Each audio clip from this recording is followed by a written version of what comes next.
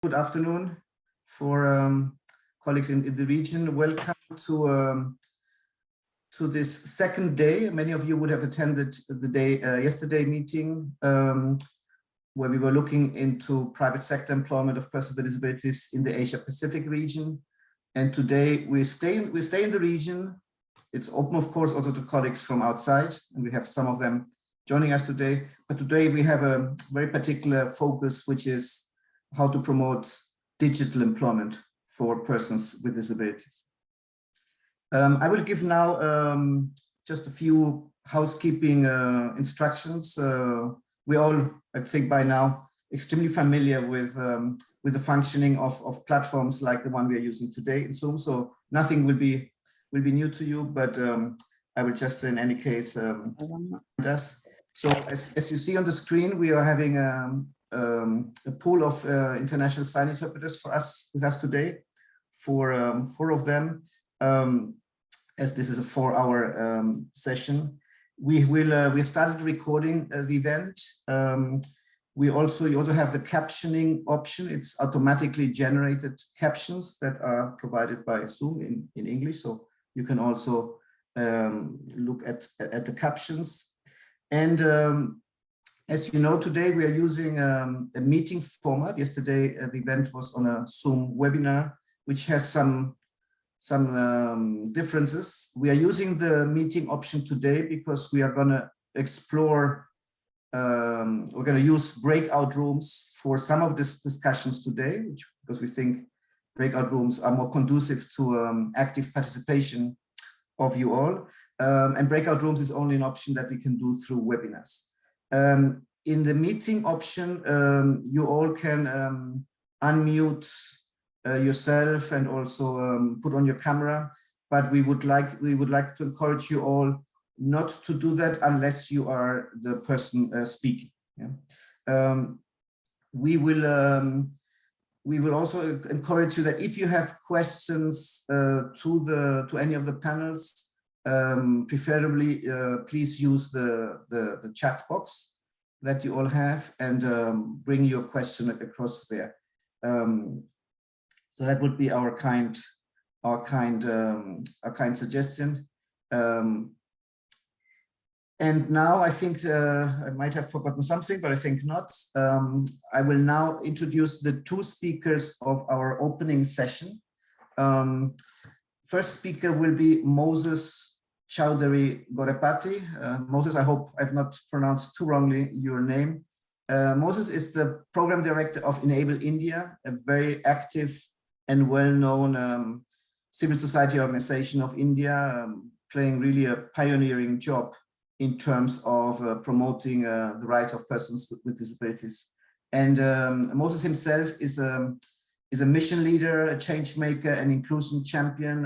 He has just heard from Susan Scott Parker, the second speaker, about an app that he has designed through which blind people and visually impaired people can teach themselves digital skills. So looking really very much forward to hear from Moses in this opening session. The second speaker in the opening session is Susan Scott Parker. I would say that everybody who works in the context of private sector employment of persons with disabilities and has to know and will know Susan Scott Parker. She founded quite some years ago the first Business and Disability Network, what is now called today the UK Business Disability Forum. We now have in the Global Business Disability Network, we have more than 30 of these networks. None of them is as established and as strong as the one in the UK.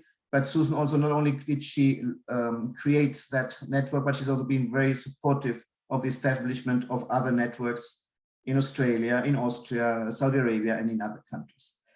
Since a few years, I mean, we've been working with Susan for many, many years, but also since a few years, she's also strategic advisor to the Global Business and Disability Network, also in her position as CEO of Business Disability International, the new organization that she has established. Susan has been instrumental in preparing the agenda for today. So basically, she will also take us through the program and will be in charge of giving all of us the required instructions for our discussions, both in plenary and in the breakout groups. I think I'll leave it there. I welcome you again, all as participants. I still see that the numbers are slowly growing, but let me already now pass the floor to the mic and the camera to our colleague Moses from Enable India. Moses, over to you. Hello everyone, greetings and namaste from India. I hope my voice is clear and you are able to hear me and see me. All good. Thank you for that lovely introduction. It's my privilege, and thank you for the organizers for this opportunity, and thank you, Susan, for making sure that I attend this. So so today I just wanted to first start by saying, which I always say, and I truly believe computers are eyes for visually impaired. When I say computers, I mean digital technology, phone, any digital form of any empowerment are the eyes for visually impaired. And I would like to today illustrate with two things. One is my own life, how I got benefit of digital empowerment, being a person with low vision. And secondly, I also want to talk to you all about how in India we have seen when a person with vision impairment empowered with the digital skills with the right methodology, and how the life has transformed in what we have seen in hundreds and thousands of persons with vision impairment in India. To start with my own life, many years ago, as in not too long, I'm 35 now. When I was very young, like millions of Indians in India, who are passionate about cricket, I am big fan of cricket.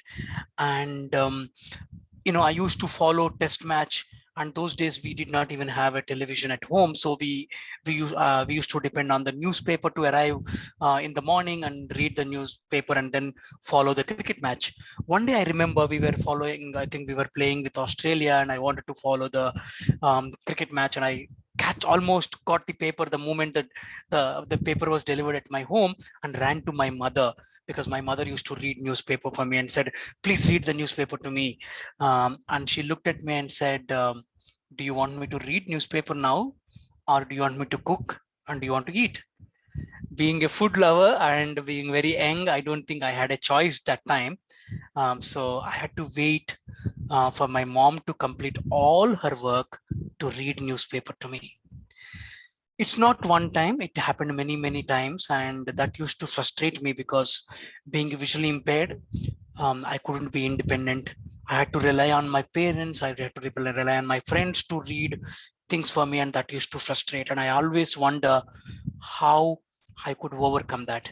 And the good news today is that we have plenty of solutions that enable persons with vision impairment to be on par with others. And today I'm able to do things like anybody else. For example, I'm able to talk to you today using computer, or coming on a Zoom call, work. I know I have a large team at Enable India. I manage funders. I do a lot of reviews. I know I work with the technology team to review things. So I'm able to do all of that and have that level playing field, thanks to digital solutions that have been introduced to me, and that I mastered over the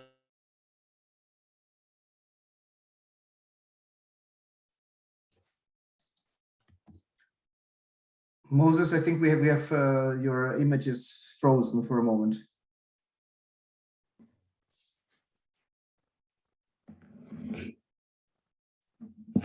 Let's wait a second to see whether we get Moses back.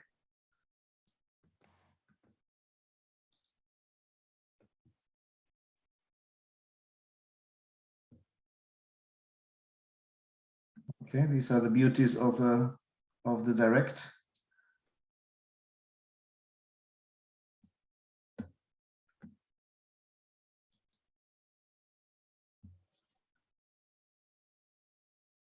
Okay, I think he's.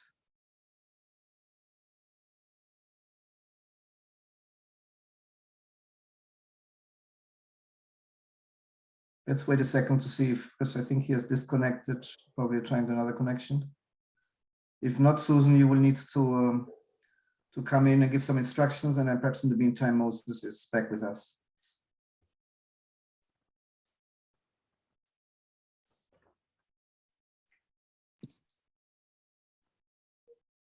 Yeah, I think so. Let's see. Ah, is he back? Now we see you, Moses, but we can't hear you.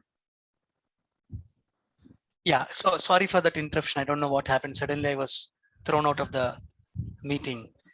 Sorry, you can hear me now clearly? No problem. You're fully back. Fully back. Great. Okay, so thank you. So that's one part of my life. Today I kind of manage my finances, family finances, investments, booking tickets, ordering medicines for my parents, aging parents online, so on and so forth. And this is not just true for my own self. And what we have seen in India, when persons with vision impairment actually truly empowered digitally, they've become active citizens and nation builders. Again, this happened to this happened many years ago, but I remembered as if it happened just yesterday.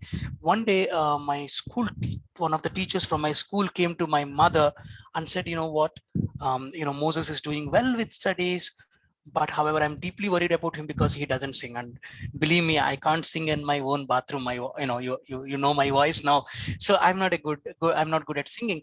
But those days, people used to feel for persons with the vision impairment, there are only very, very few career options.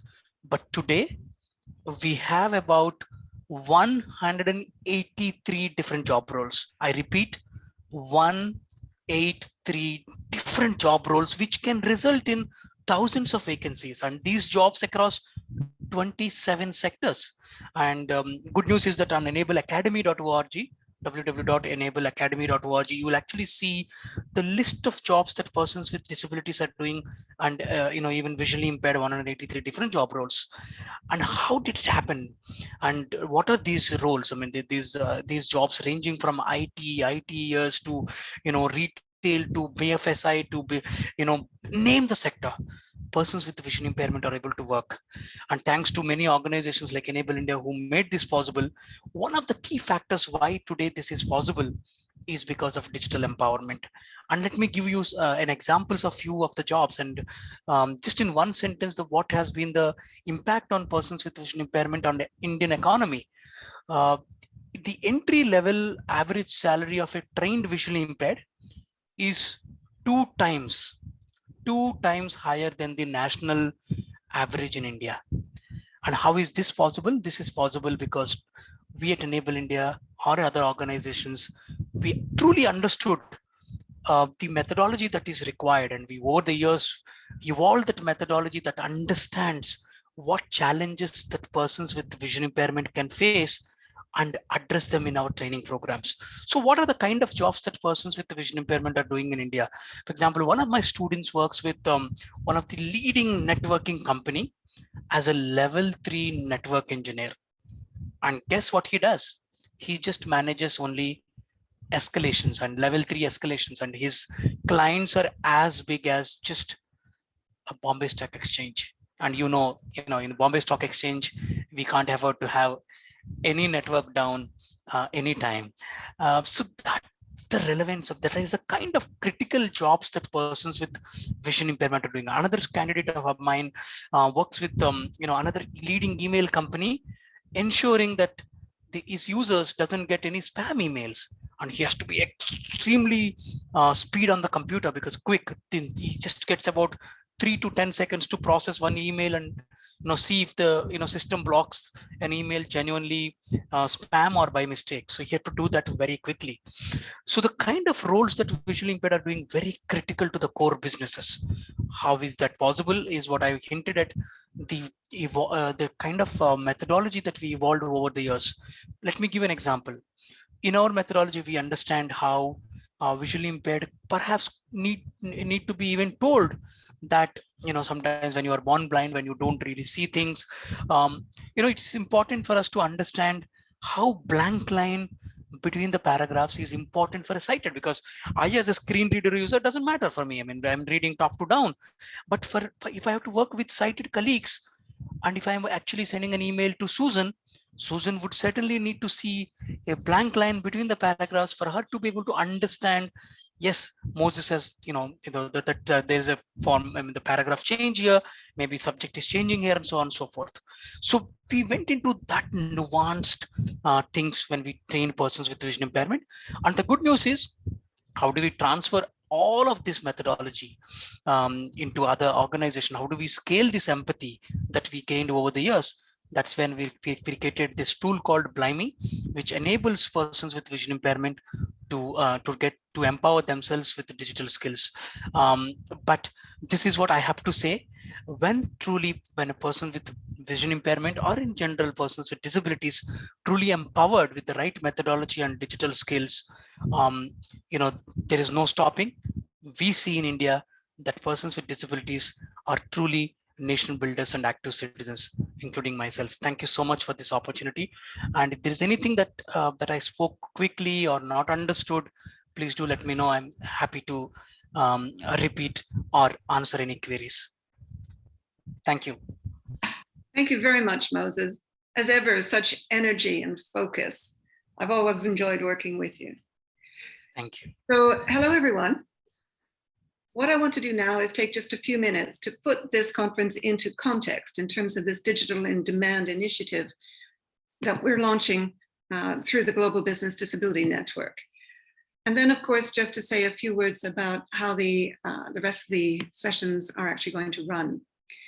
So we call this program, this initiative, this way of thinking, Digital in Demand, which means we're actually talking about a coordinated set of practical, very job-focused initiatives that enable people with disabilities in any labor market to systematically acquire the digital qualifications that are in demand by local employers. We have to do that in clear partnership with local employers, helping to bridge that gap between getting the training and getting the job, also that significantly greater numbers find employment routinely via valued talent pipelines, not special little projects, but the mainstream valued talent pipelines, hence Digital in Demand. We're very ambitious here. We're trying so hard to move away from the little projects that bring 10, 20, perhaps 30 people with disabilities into work, to looking at shaping labor markets so that thousands, tens of thousands of people start to move routinely into the courses and the programs that give them the digital skills and certification that make it so much easier for employers to then recruit them. So this is a partnership between the ILO. We're working closely with the business disability networks that you would have heard from yesterday in Bangladesh, China, India, Indonesia, the Philippines, all to explore the potential to enable both digital training providers and employers to train and employ significantly more people with disabilities, including, of course, women and girls with disabilities, on the basis of their individual capabilities and potential. We're looking at how do we link our corporate members and national companies proactively via what we're calling business compacts to these new sustainable disability talent pipelines in ways which help trainees to bridge the gap from training into meaningful jobs.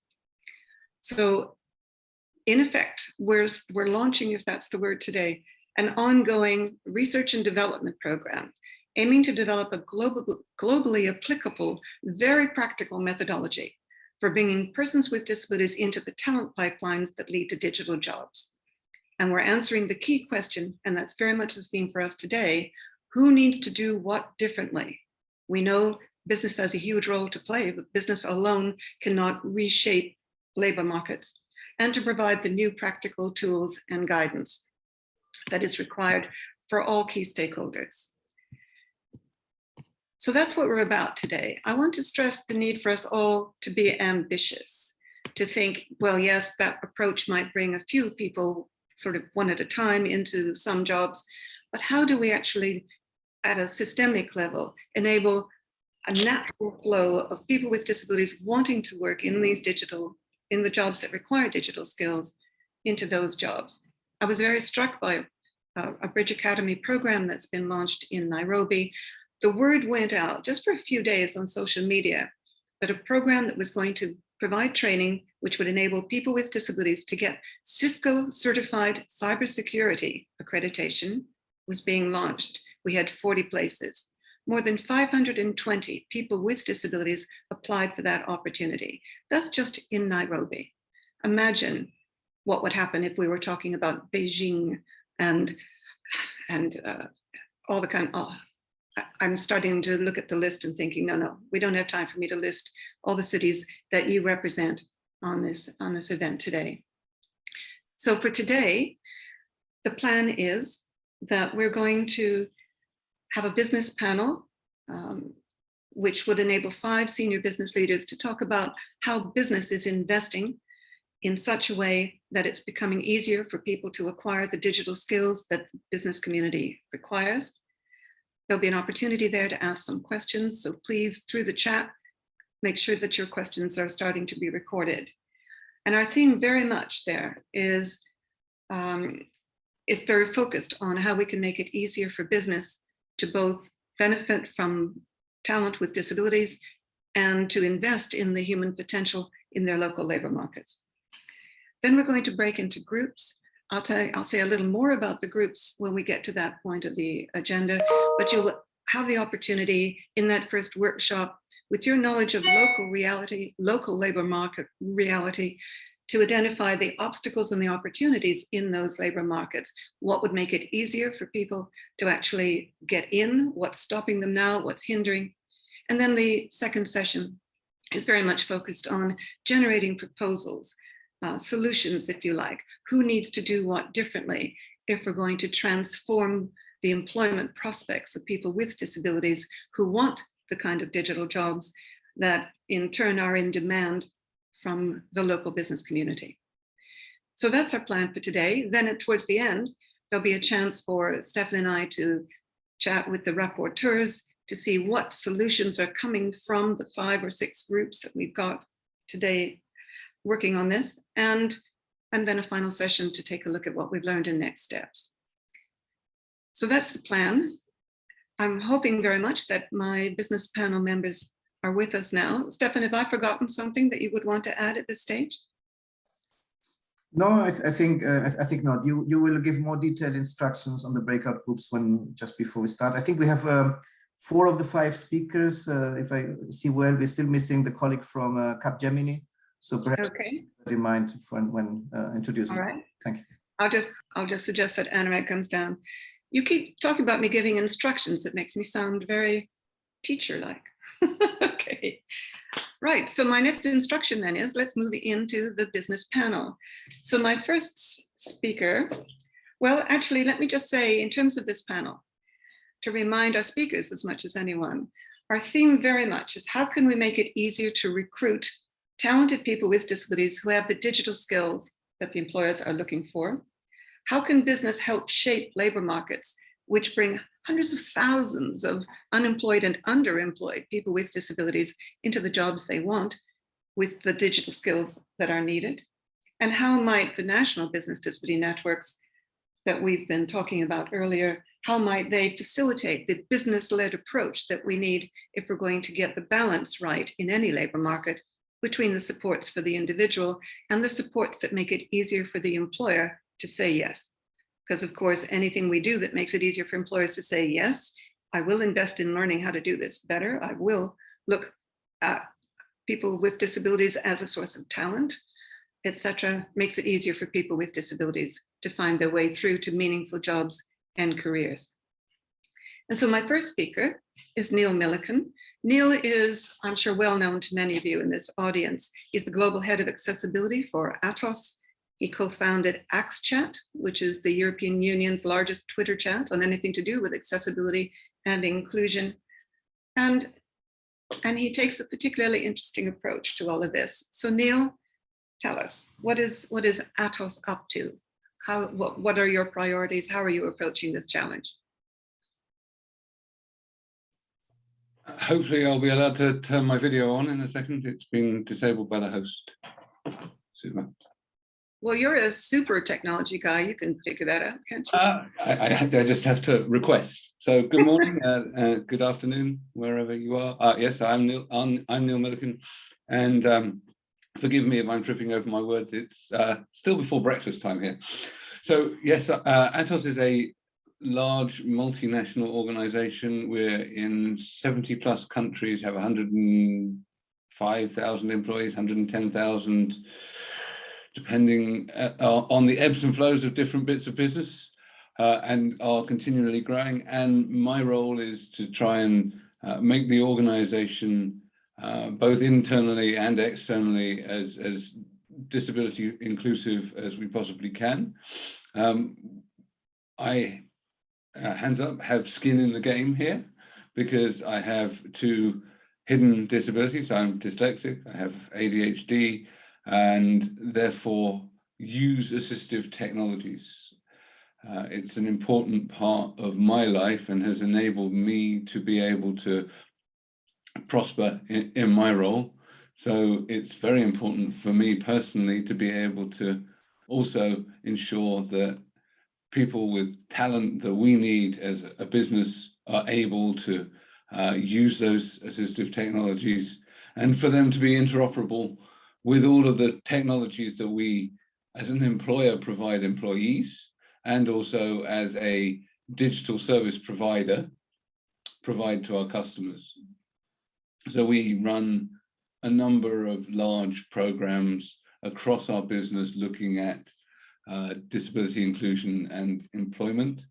And that includes looking at the technology, the procurement, how we work with partners, etc. So accessibility is a key enabler for us to be able to welcome talent into the business, to be able to retain talent that we already have in the business. And I keep talking about talent because actually, like in any people with disabilities have talents, and we are looking to find the best talents possible by making sure that we level the playing field. We are opening ourselves up to be able to find the right talents and the right skills from the widest possible talent pool. Now, I know I'm preaching from Susan's hymn book here. So we've had to do a number of things in order to do this, because actually the world of IT is really complex. So you can have screen readers and you can have access to skills, and yet if you don't make the systems accessible, you're putting barriers in the way of those talents joining your organization, or you're making it hard for those talents to stay within your organization. So accessibility is really crucially important. And when I'm talking about accessibility, I'm talking not just about the interoperability of assistive technologies with the mainstream technologies. I'm also talking about cognitive accessibility. So whilst I do use assistive tech, I don't use it as the primary way through which I interact with my computer. Unlike screen reader users, I use it when I compose text, and I also use it when I want to consume large amounts of information. The rest of the time, I would use my computer much in the same way that most standard users that don't have disabilities would use their computer. On the other hand, I struggle with understanding interfaces. It's really difficult for me to navigate things because of my dyslexia and my ADHD, and the modern world of notifications and fragmentation of messaging plays havoc with me. So we have to think about not just interoperability, but how we design for understanding, for ease of use, etc.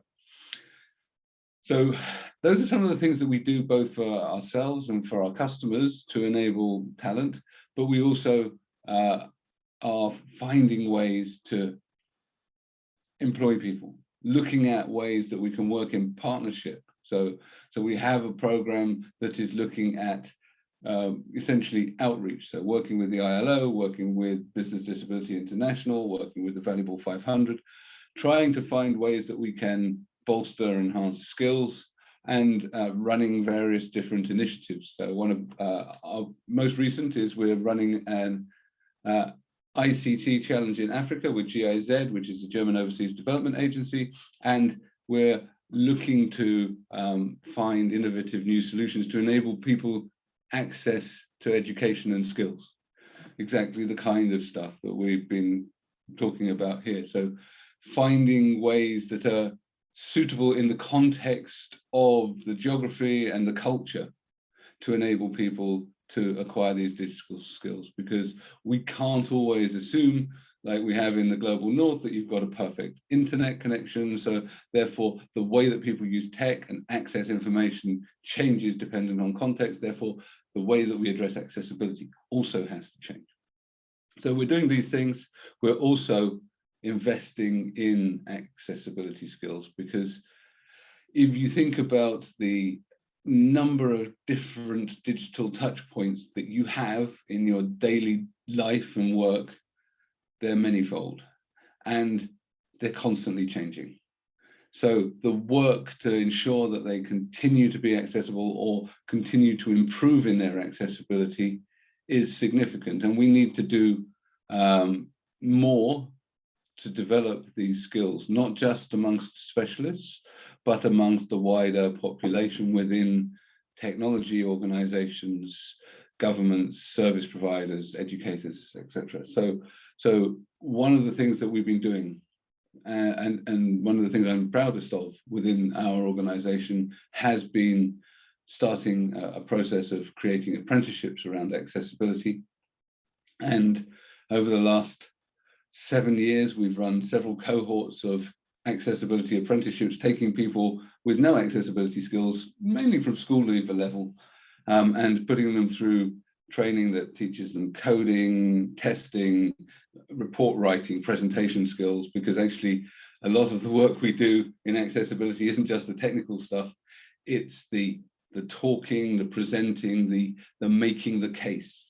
So we do all of this, and at the end of it, we end up with people that have the skills that we need to carry out these kind of initiatives and programs. What we found was that other organizations really liked the people that we'd trained up and started to try and poach them. And you can only defend this so long. So what we did was we actually recognized that this was a systemic issue, and we worked with other organizations leading the creation of a national apprenticeship standard for digital accessibility specialists. Now, this is based in the UK, and every country has a slightly different approach to training. However, the knowledge, skills, duties, and behaviors of someone in this role are going to be fairly similar, whether you're in Bangkok or Sriracha or Pune or Shenzhen. You're still going to need similar skills, similar attributes, similar knowledge of assistive technologies.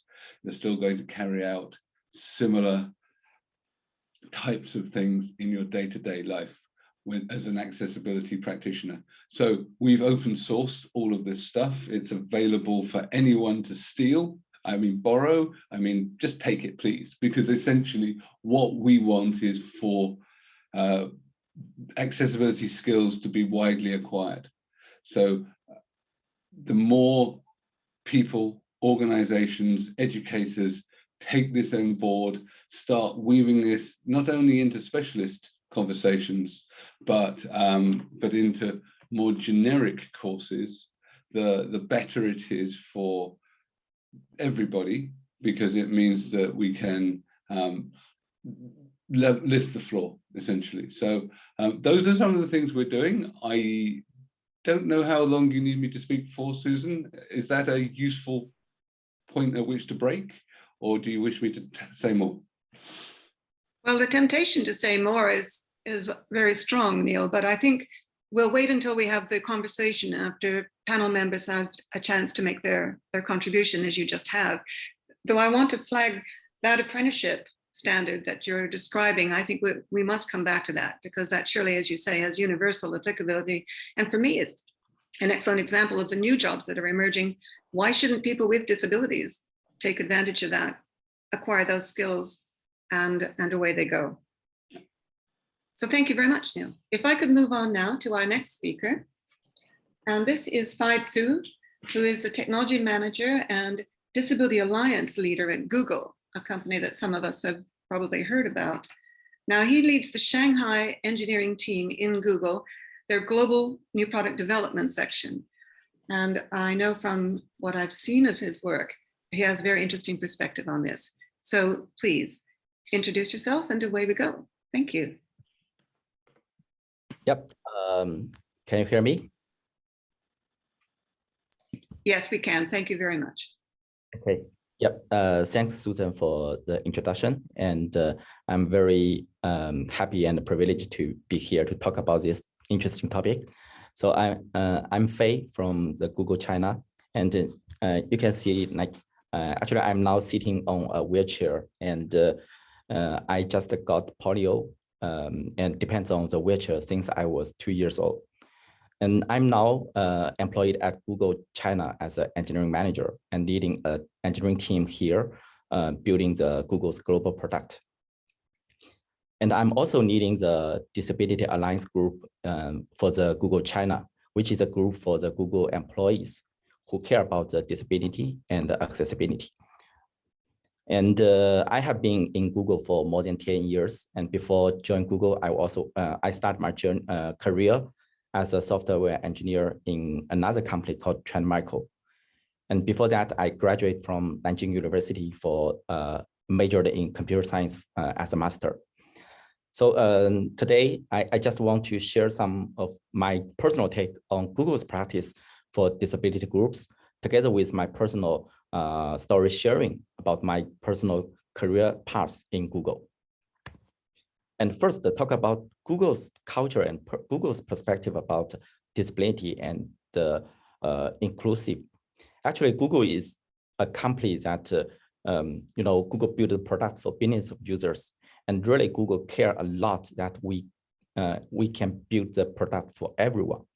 Here, the everyone means not only for our Google's users. Basically, our product want to cover every users we serve. And here, everyone also means all the Google's employees.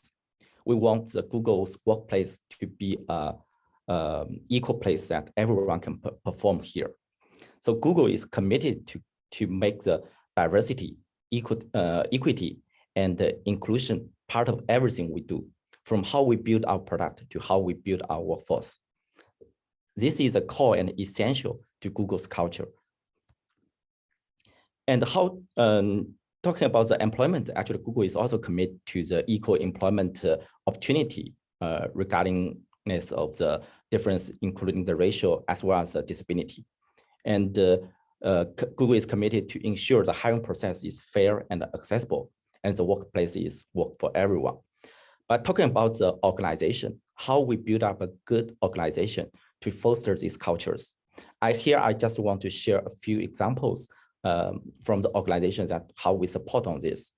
First, I want to share a group we call the ERG, the Employee Resource Groups, which is a grassroots networks of employees who just share the values of supporting diversity and inclusion within our company and the community.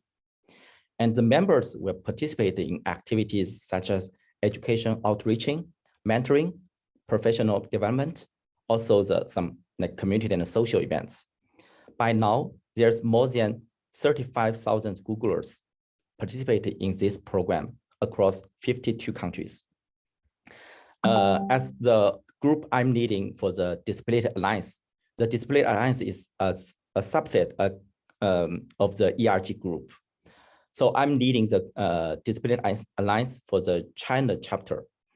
And we do the regular events and advocating for the disability and accessibility. One example is like a few weeks before, we hosted a Google global event called Accessibility and Disability Inclusion Week.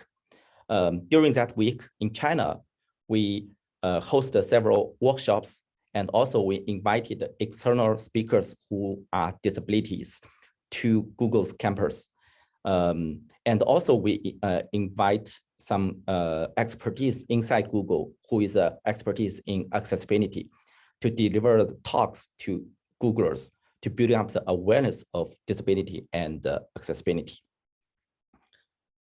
Besides these groups, there's also comprehensive trainings to advocate for disability and support. Like for every Googlers, we are required to complete the training on unconscious bias training for every year. This training is leveraged to make sure everyone have a common sense about the inclusive and unconscious bias. And there's also the training specific for disability. Like there's manager trainings for disability. And there's also like disability foundations and neurodiversity inclusion training. These kinds of training courses will help to build up the awareness of disability. Besides this organization and training, Google also provides necessary accommodation to support for disability to perform equally. Our disability accommodation team, we have a dedicated disability accommodation team.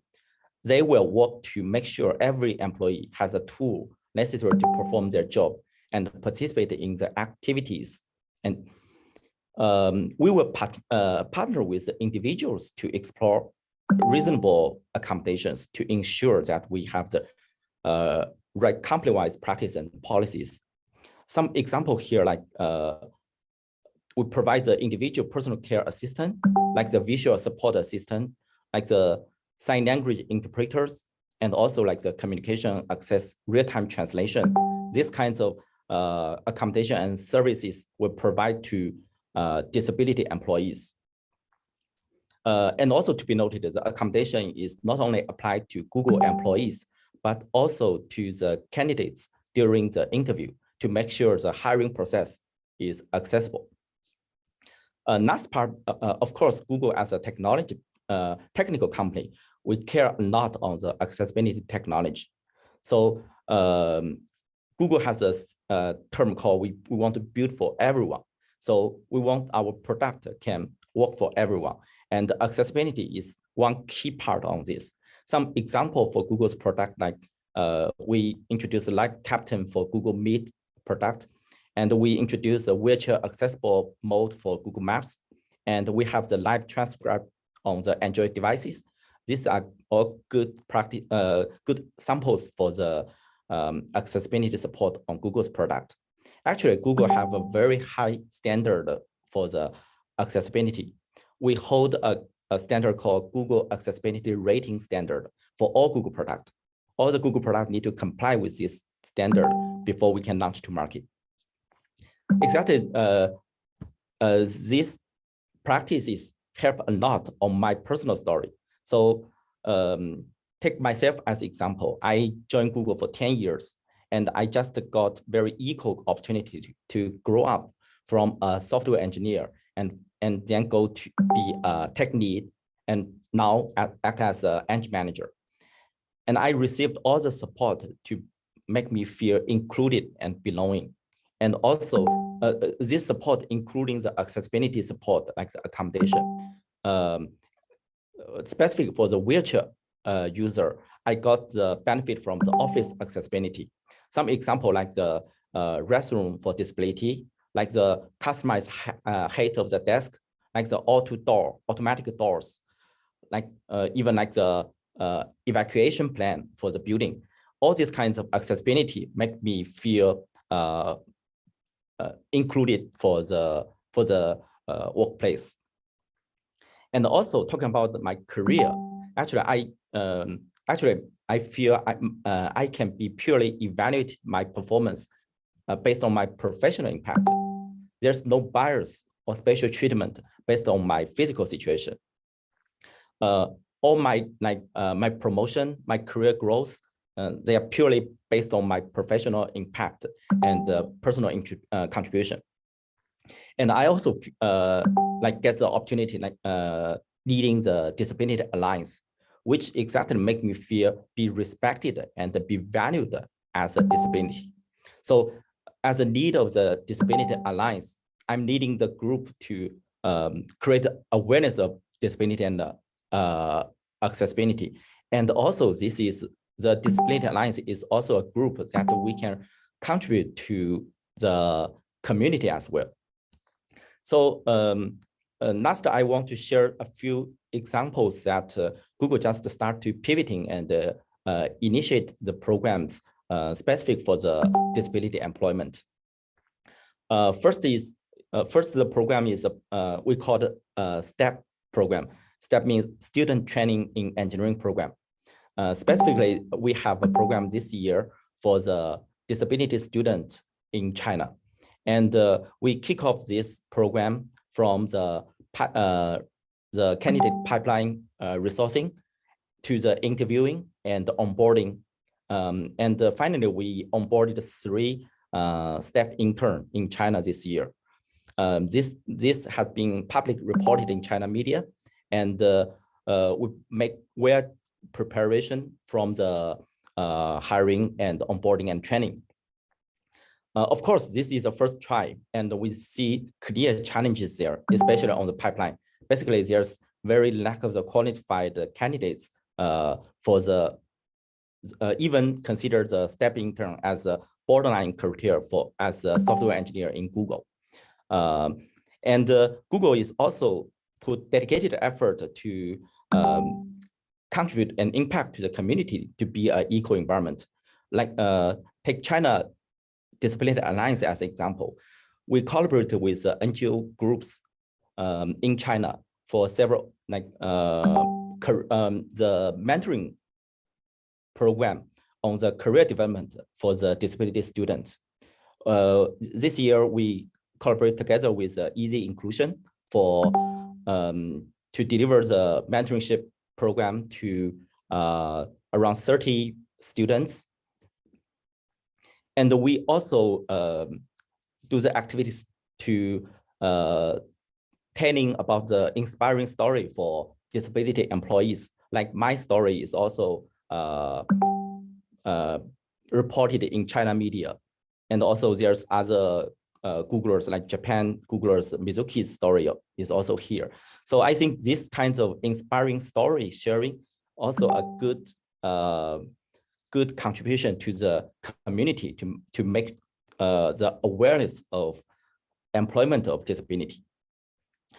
Other examples like specific talk about like training, actually not in China, but other market, Google is also pivoting some initiatives like for the digital marketing training for disability candidates. These kinds of activities, they are just the small steps we have already initiated. And there's also clear challenges like the pipeline and the expertise for the disability candidates. But of course, and definitely we should and we can do more to improve on the disability employment. So yeah, that's pretty much my sharing about this topic, and thanks everyone.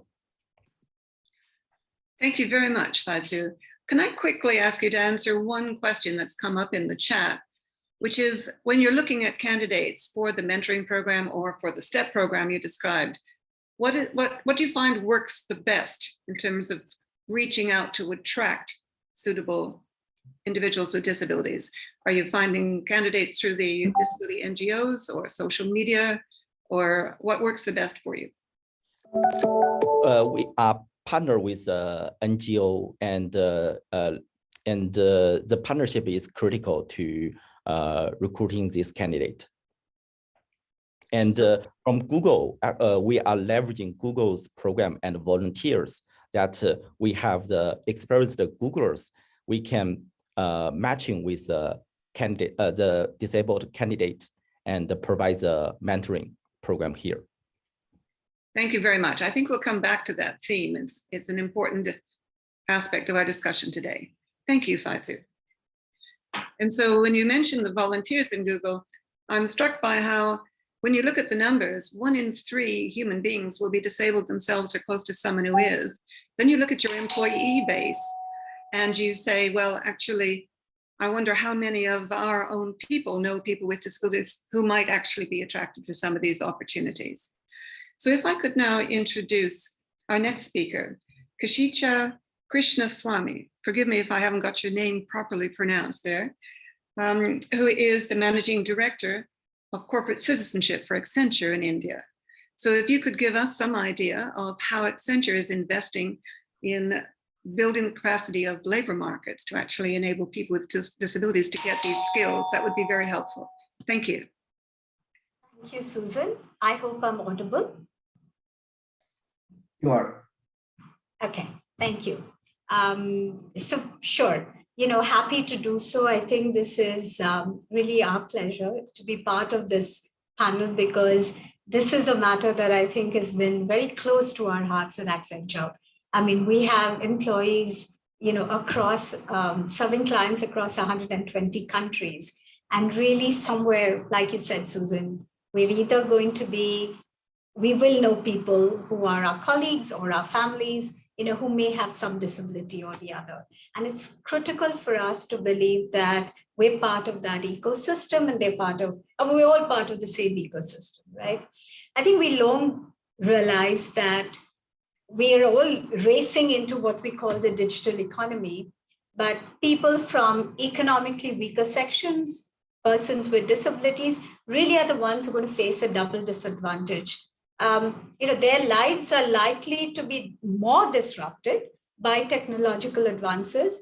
And unfortunately, they're less likely to be able to navigate all the opportunities that are presented by the very same digital economy.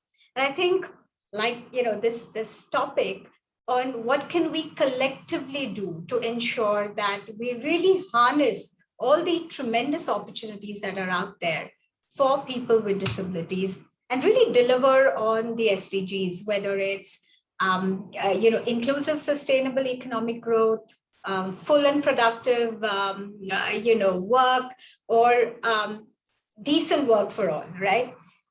So I think somewhere in Accenture, we've been on this journey of PWD inclusion, both internally as well as within the community. And really our program begins with commitment right at the very top from our leaders. And it is supported through our policies, through our practices, and our systems. Our commitment towards disability inclusion is public. Julie Sweet, our global CEO, was among the first few to publicly declare that, via the Value 500 network. With the ILO, we've signed the ILO Global Business and Disability Network Charter. In India too, we're amongst the founder members of the CII, India Business and Disability Network, to really ensure that the private sector, the corporate sector can be inclusive. So let me start. Why do we need to be inclusive at all? Apart from the most important thing, it is the responsible thing to do. But it also makes complete business sense, right? Accenture did research with 45 companies that excelled in the key categories of disability, employment, and inclusion. And it showed that they had 28% higher revenue, double the net income, and 30% higher economic profit margins than the other sample size. So I think there's no question it makes business sense. And all of us as business leaders have in varying stages embraced that, right? Now in Accenture, we sort of have a framework which works on 4 principles. The first one is really about being able to enable.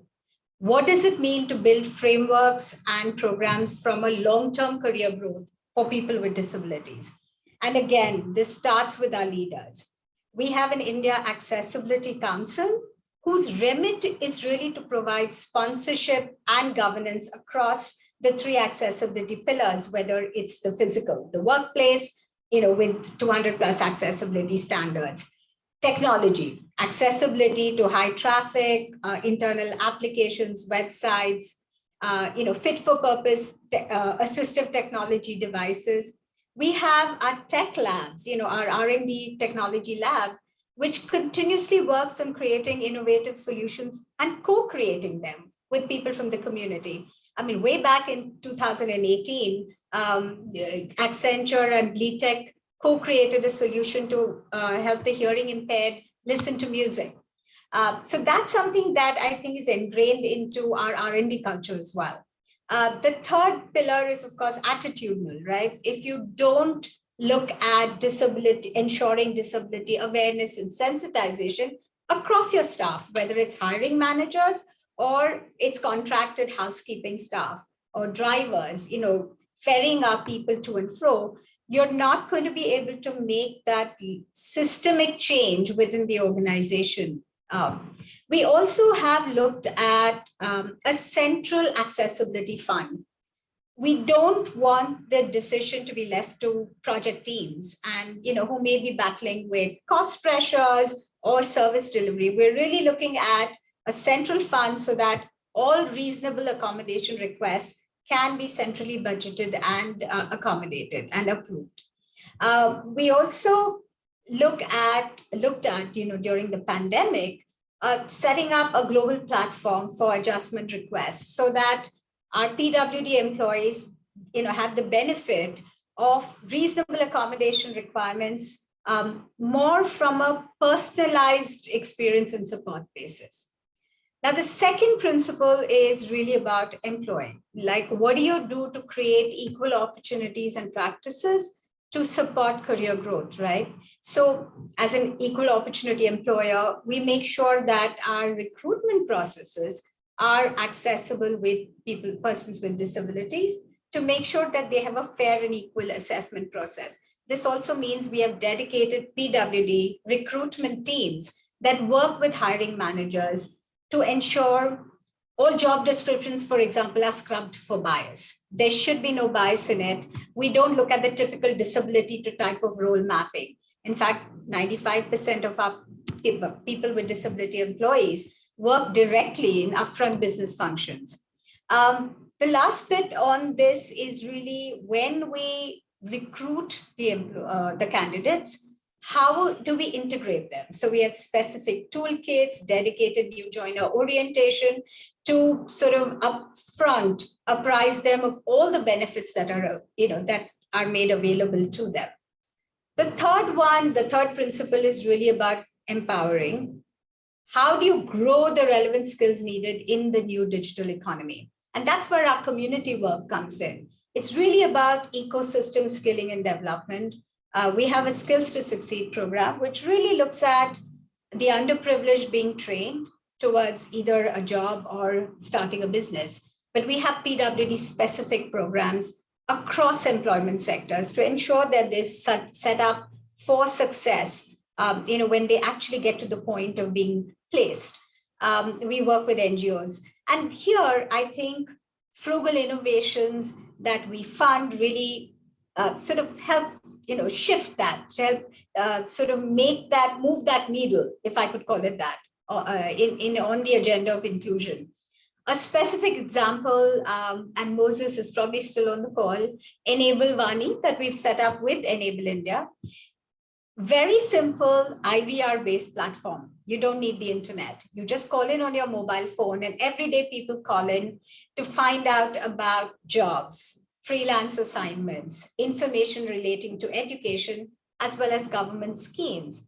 Now, this is a huge blessing for people, especially in rural India, where access to information, access to services is a huge limitation. And I mean, this one particular tool, the Enable Vani, receives a call, I think 1 call per minute. And there are 40 NGOs as channel partners, operates across 20 states. So Susan, the point you were talking about, what can we do to enable systemic change in the disability sector? It can be done with something as simple as just an IVR-based calling platform. Now, at the other end, what do we do to look at making sure people we train get into jobs? We have co-created Jobability Portal, and this is with Leonard Cheshire, which matches PWD with placements and work-related advice. Internally, for this Empower thing, we have an inclusive internship program. 6 months of getting a person with disability, giving them the relevant experience, skills, and assist them in building a professional network. This makes them ready, employment ready, either within Accenture or outside. It's already in its 5th year. And frankly, I think what we're delighted with is the success we've had in deploying graduates from this program into full-time roles within our organization itself. We also have an exclusive PWD leadership program called Abilities Unleashed, which really looks at mentoring, looks at leveraging people's strengths and making sure that they emerge out of this program with well-rounded leadership skills. The last principle is really about engaging, building an inclusive culture. Now, how do you do that? It's not just about ensuring that the person with disabilities is supported. It's also making sure that the environment around them is conducive to help them be successful, to set them up for success. And there we have a learning series which really looks at sensitization and awareness. I mean, this could be sign language programs, it's disability etiquette, it's specific trainings for supervisors of people with disability employees. All of that to ensure that the person is mainstreamed within our organization. And again, like I said, this is whether you're a hiring and recruiting manager, you're a contract staff who helps these employees in the workplace, all of them get trained on this. In fact, we even have a cool, if I say so myself, a virtual reality immersive training experience where we are, this module helps our people to see the world through the eyes of persons with autism, persons with learning disabilities, and really understand the challenges that they're facing. We have champions, who mentor, who buddy with these employees. And I think last but not the least, we celebrate our people. We look at every opportunity to make sure that, we celebrate special days. We look at on an ongoing basis, our networks, our allies, our leadership, really engaging with our persons with disability employees within the organization. So I think, Susan, to your point, how can we as a business network really work effectively? I think we just need to collaborate. There are great learnings across the board. And I think we really need to be able to share. We need to be able to resolve issues that someone may be facing for limiting employment opportunities, shaping policies, sharing, hiring, training, best practices. And sort of, the theory of change is really about what we define it. I mean, is it about the sector? Is it about what can we as a corporate do to influence that? Or what can we collectively do? Because frankly, unless everyone has a seat at the table, and it is absolutely an inclusive world, it's only then, will it be a sustainable world? So I think this is a great panel, and thank you for having me here. Let me pause and, take any questions now or later. Thank you very much. As ever, it's always fascinating to see the breadth of the Accenture investment in this priority.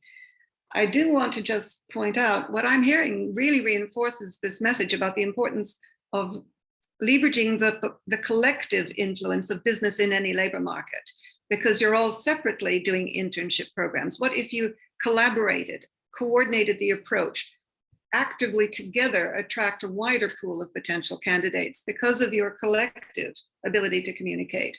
So let's come back to that, because I think that it's really quite an exciting opportunity here. So my next panel member is Anurag Pratap. Now, I think probably many of you know Anurag as the CSR leader for Capgemini in India. I've been very impressed by his serious investment in shifting systems, not just focusing on individual one-off projects. So Anurag, I'm very interested in your thoughts here in terms particularly of how you liberate the influence of business to transform labor markets so that more people with disabilities get the digital skills that lead to digital jobs. Of course, that applies to any set of skills that are in demand, but our focus clearly today is digital. So Anurag, over to you. Thank you, Susan. And you may get patchy network today because I'm sitting in a hospital where we have inaugurated one ICU ward as part of our COVID response. So apologies for joining a bit late, and also what is called apologies for having a patchy network. And thank you for some of the kind words that you used. And in the sense, help us what is called reaffirm our commitment to the larger work that we are doing in the area of, I'll say, empowering people with disability in all possible sense. What we are trying to do, and I'll say that we have still not what is called crack all the pieces, but the attempt is to bring in a huge amount of, I'll say, dignity, empathy, and I'll say equality to people with disability in everything and anything that we are doing at the business level, at the community level, at multiple other stakeholder level. And there are a few things that we are trying to do, which is more keen at bringing in, I'll say, institutional changes there. And first of all, to start with, we did our audit of all our facilities to check and review whether we are ready to welcome people with disability in our premises now. And the whole attempt was that before what is called bringing everyone there to our campuses, are we in the sense ready to welcome them? Are we in the sense ready to create, I'll say, inclusive workplaces and campuses where their needs are taken care of? And we have given minute attention to some of the work, some of the aspirations that this particular community has. That's one. Second is there's huge amount of focus that we have done on one on hiring resources. One is for certainly for hiring resources for Capgemini, but the focus also is to what's called create a structure where training of people with disability, providing the content, curriculum, providing the right kind of trainer, facilitator, right kind of infrastructure, ensuring that we have assistive tech at training level also. The whole attempt was that how you are going to influence the larger ecosystem in which the skilling work is happening for people with disability. And that's one, that's something which has what is called contributed immensely in what is called bringing in the disability discourse at the mainstream of any and every discussion that's happening on CSR and also at the business level.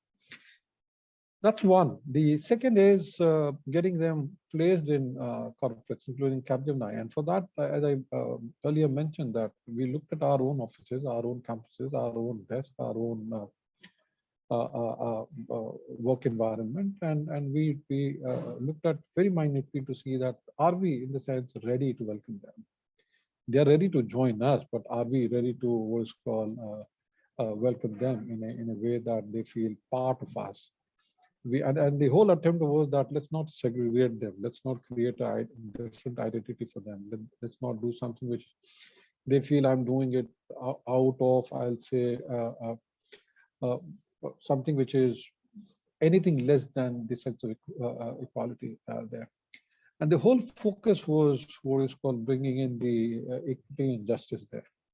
And that's where a huge amount of training happened with the managers there, a huge amount of training happened with peers there, a huge amount of training happened with leaders there, to ensure that the subconscious biases which you have when you're dealing with people with disability are addressed properly. And we also made sure that any deviation post that particular thing will be taken very seriously. It will be what is called considered as lapses from our manager side or lapses from our leadership side, and it will be addressed the same way that we address any of the lapses there, to ensure that this becomes part of who we are. And I have always felt that habit takes some time, and what we have done is that we have reinforced some of these behaviors, some of these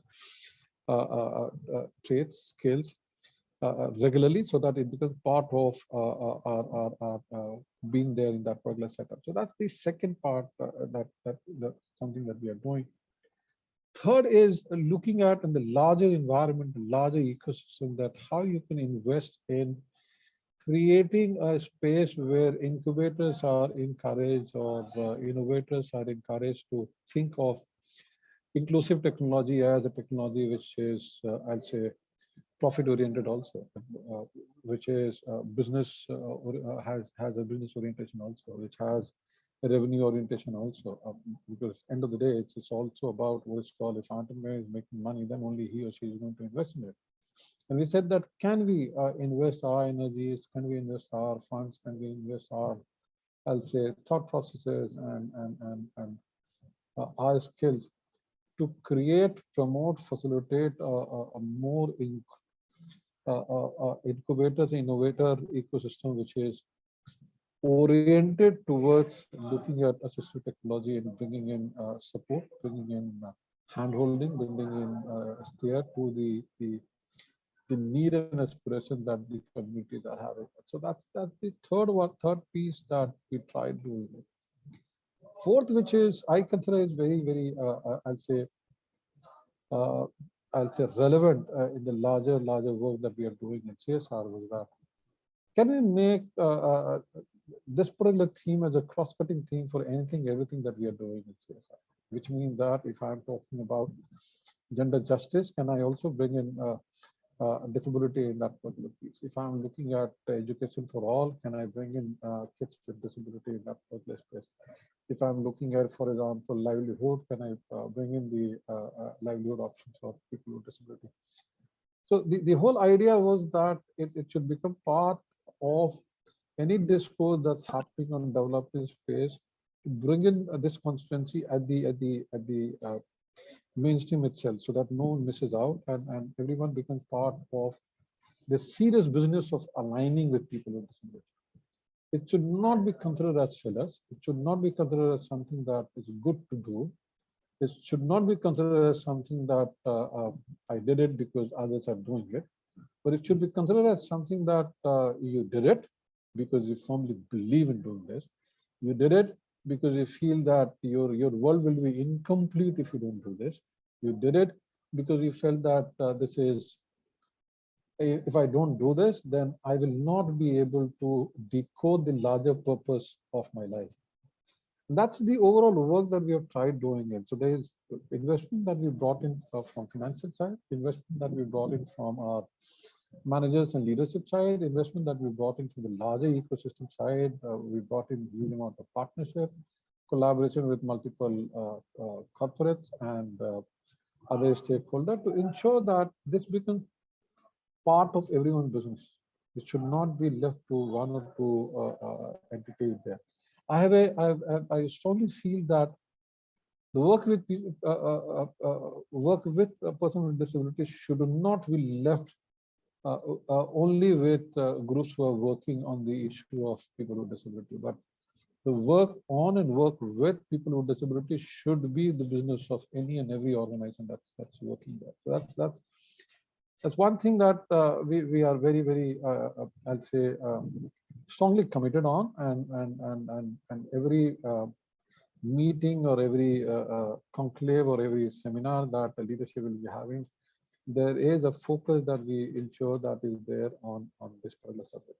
That's I'll say point number 4 or point number 5. I really love the count of the points that I was trying to bring in there. Largely, and I'll say the overall idea is that can we orchestrate a movement where entities like ILO, entities like World Bank, KDB, IT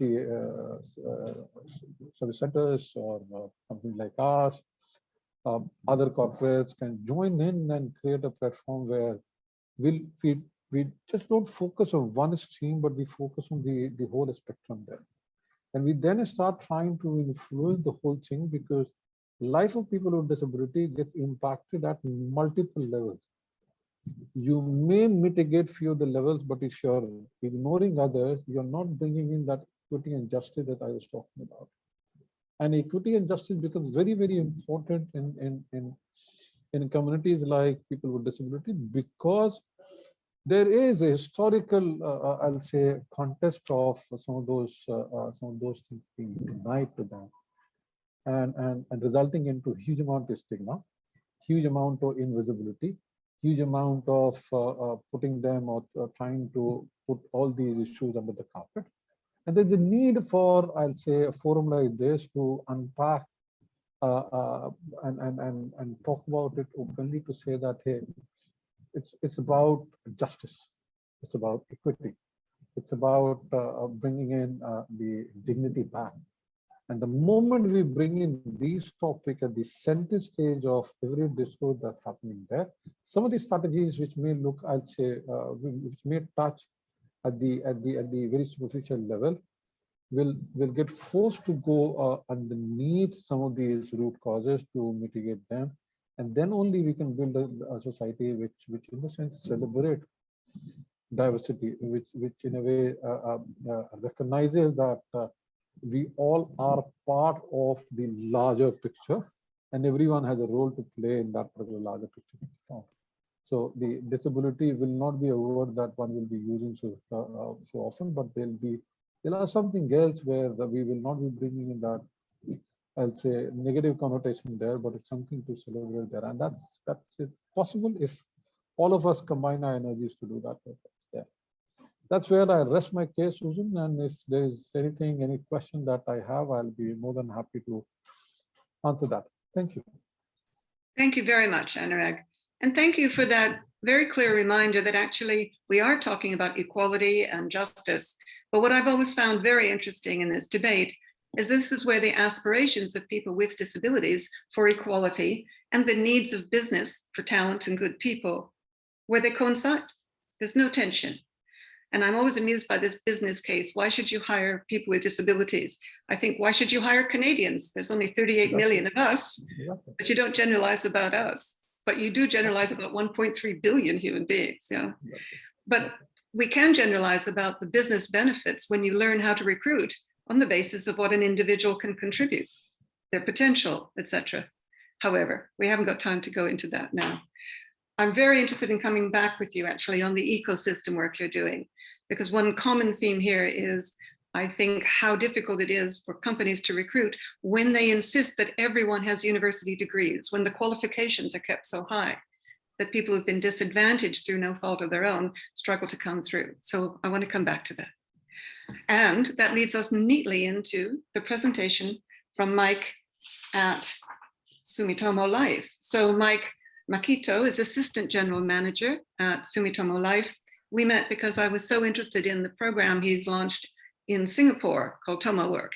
And so that's all about talent and equipping people and bringing the business community in soon at the beginning of this process, so it's easier for individuals to actually make their way into work. So Mike, so glad you could join us. Thank you, Susan, for your kind introduction. Can you hear me? Yes. It's a pleasure to be part of the exciting panel discussion. Hello, everyone. I'm Makito, or Mike, for my nickname, from Sumitomo Life Insurance in Japan. I have short hair, short black hair, wear glasses, and a light gray shirt, striped shirt. I'm Japanese and from Tokyo now. 2 years ago, I launched a disability inclusion initiative as part of my employer's corporate agenda. We provided over 100 persons with disabilities with training opportunities in Singapore, mainly focusing on digital skills, in collaboration with over 40 corporate partners such as Google, Microsoft, Tableau, and many more. We aim to drive our participants' employability in the digital era in an inclusive way, together with many stakeholders, such as persons with disabilities communities, multinational companies, local corporates, social enterprises, non-profit organizations, and higher learning institutions, and etc. Let me briefly share why we take this approach and what we are doing and how we try to achieve the goal. First, why do we take this approach? Why is that a priority? Well, let me talk about the background. We engage participants with special educational needs from institutions of higher learning aged around 20s. Our participants have diverse disabilities such as physical challenges, visual, hearing, autism spectrum, ADHD, dyslexia, etc. They have capabilities, skills, and passions, specifically in digital space, but have fewer opportunities for better ready to join the labor market in terms of training, mentoring, and internship. On one hand, job opportunities are obviously open to everyone, but the reality is that many persons with disabilities have a hardship to get the job opportunity. If you interview 100 persons with disabilities, you quickly notice that they apply for a job for tens of times, but their efforts turn unsuccessfully in many cases. So we believe something should be done to bridge the gap. So we launched Talent Accelerator program dedicated to persons with disabilities. So at this point, maybe you might ask what we are doing in the program. Well, we carefully structure components in the program. First, we research on highly demanded digital jobs and skills in the market, because at the end of the day, our goal is make participants ready for a job and get an opportunity with decent pay. So thinking about an exit strategy, targeting highly demanded space is an important element. In the previous program, we focused on digital marketing, data analytics, and UI UX design as a starting point, and we saw great outcomes. Second, in our program, participants work on real business challenges provided our corporate partners. For example, designing a user-friendly robot interface sponsored by our security company. Digitalizing business process using digital tools sponsored by a large entertainment corporate, and creating a social impact assessment model sponsored by a large not-for-profit entity, type of things.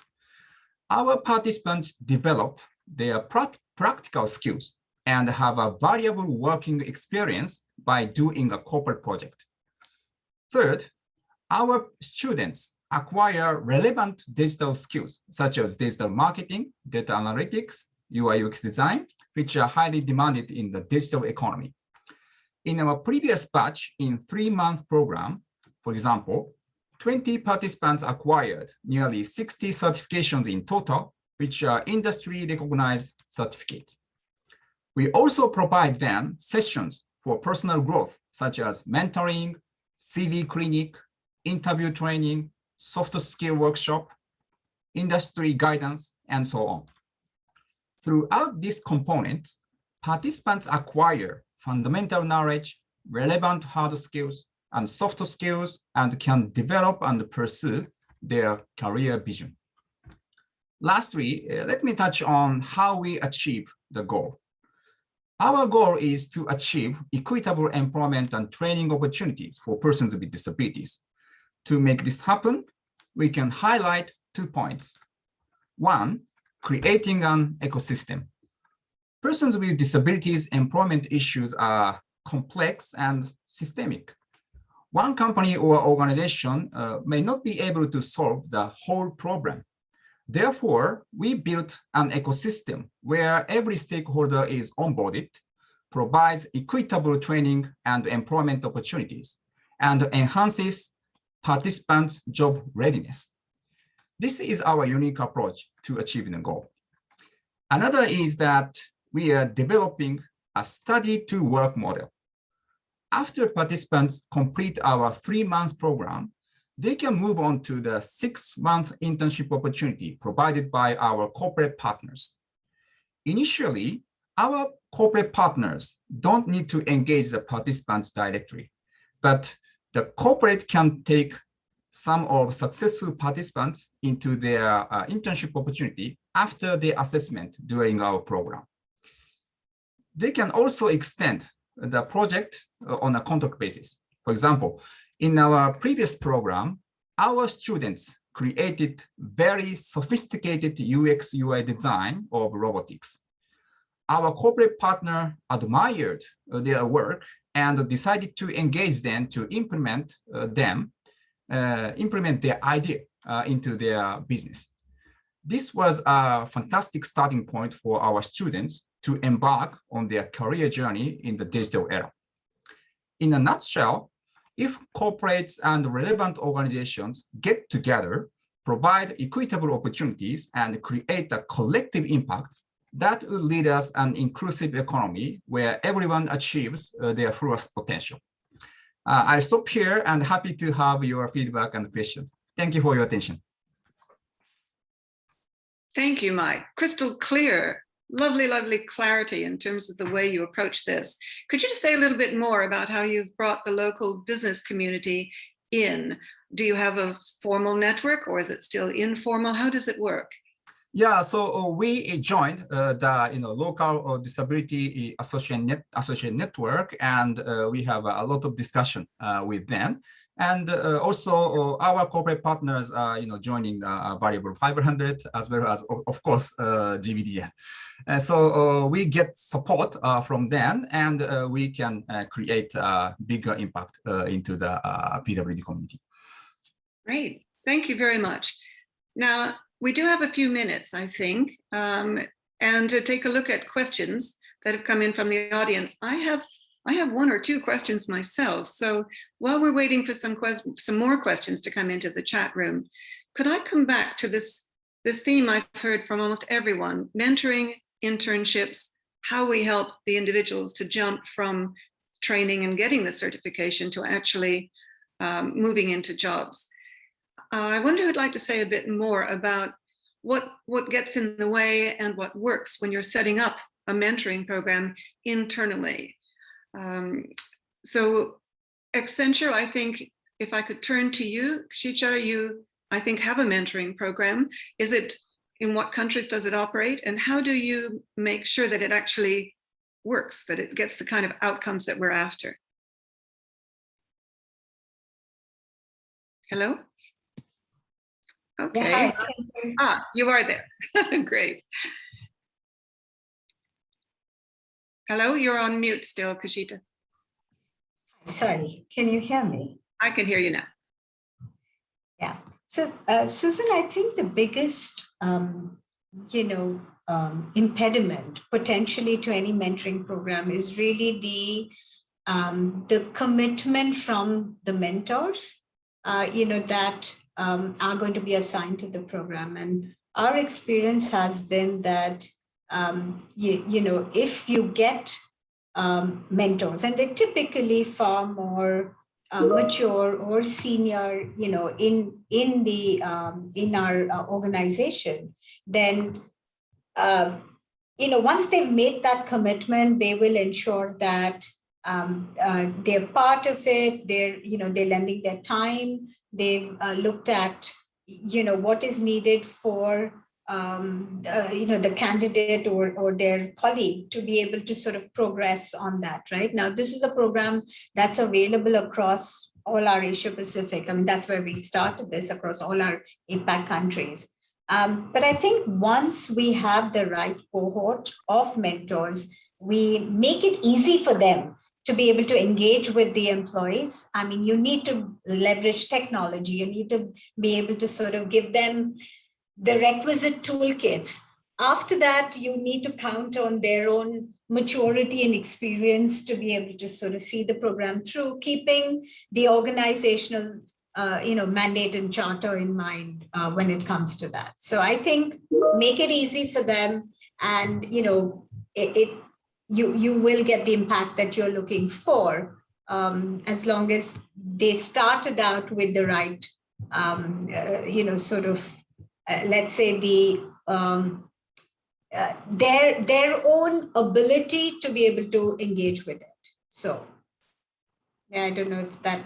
Yes, yeah. Well, that certainly makes sense. I think you're alluding to the need for structure, so that it's not just left to be kind of amorphous, make it up as we go, but there's actually an understanding it'll be so many hours, and that there will be a point of review. Are we making progress, and all those sorts of things. I like the fact that you encourage your senior players to be mentors, because of course the learning very much goes both ways. That's right. If I could just pick up on one question from our audience, and it was relating to the awareness and sensitization that you've talked about. How often do you need to do it? Does anybody want to comment on how frequently? Here's the question from Yashoda Shetty. How frequently should we revisit training content around etiquette, awareness, sensitivity? I would add accessibility perhaps to that list. Neil, could I turn to you on that? You can. Hopefully my video can start. So I think that it needs to be revisited quite frequently.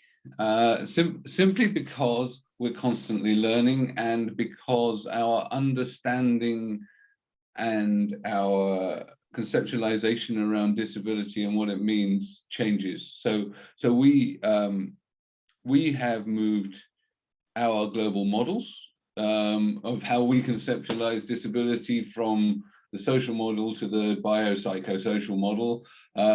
And we've enacted more training around that because we felt that it was aligned with the UN definitions. We're trying wherever possible to harmonize our approach, and therefore we went from a UK-centric social model approach to one that is somewhere in the middle, that all of our different geographies, of which there are many, can conceptualize. So we're constantly reevaluating how we communicate about this stuff.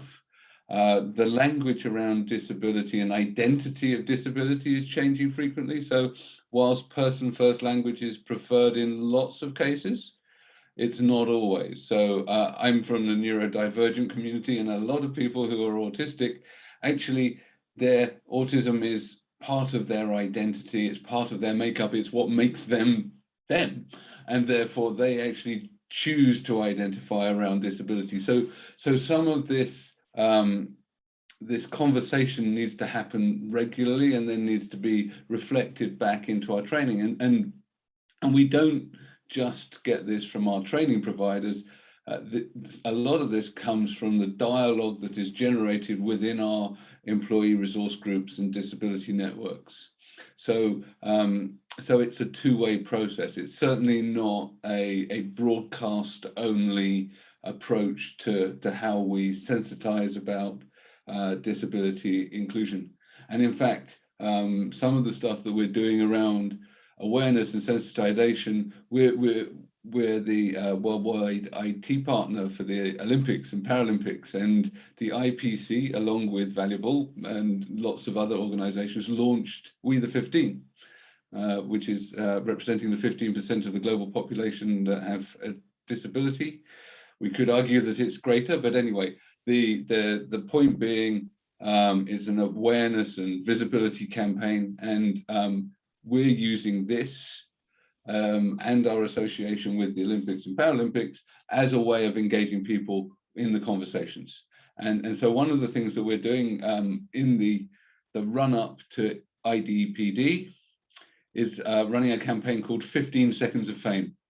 So we're literally getting people from all around the business to record a 15-second video, easier said than done, talking about their connection to disability and why it's important to connect. And so what we're doing here is we're getting senior leaders, employees, just people generally, sometimes for the first time, talking about their own personal connection to disability, so that it's raising that awareness.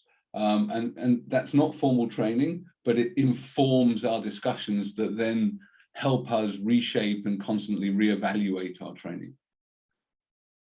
Thank you very much. A couple of things I'd just like to add before we move into the group session. The idea that we run interventions on little campaigns internally, train a few people, move on, always some of that's important. For me, it's the ongoing conversations between human beings, both human beings in the business, our customers, our stakeholders in the community. You know, we call it learning directly from people with disabilities. And so if your managing director 3 times a year has a coffee with people with disabilities from his local ERG or from his colleagues locally, that's not disability sensitization, it's a conversation. And I think the more we get those conversations bedded into just the way we talk to our people and our customers, I stress, this is going to get a lot easier. Neil, you wanted to come in on that? Yeah, I do, because I think that we've encouraged our ERGs to have sponsors that have a direct relationship with disabilities. So, for example, in the Netherlands, our lead is a senior vice president who suffered from a sudden cardiac arrest and also has mental health issues. And he posts regularly about mental health and sudden cardiac arrest. So what it's doing is it's some of the reports from Valuable 500 and actually Accenture and EY have shown that the C-suite is the most reticent to talk about disability. So it's this real openness that is helping drive a changing culture, and it's that sending those signals about the importance of dialogue, and that our management are welcoming that dialogue. Because I used to joke that I was the only disabled senior manager within the organization. Not true, but I was the only visible one. So Right. So that visibility is really important, and that constant dialogue is really important. And as we move into our groups, a reminder, while so many of the companies we've been talking to this morning are talking about disability in a new way internally, we're now looking at the potential impact when you start to say the same things externally to key players in what we call this ecosystem Anurag referenced. So we're trying to influence training providers who now assume people with disabilities can't go through their Cisco Academy, who assume they couldn't go through the mainstream Salesforce certification program. We're trying to use your influence in the business community to challenge assumptions in that pipeline that we're talking about that prevent people from disabilities from going into the mainstream programs and confine them to these separate, may I say, segregated programs that are so common around the world.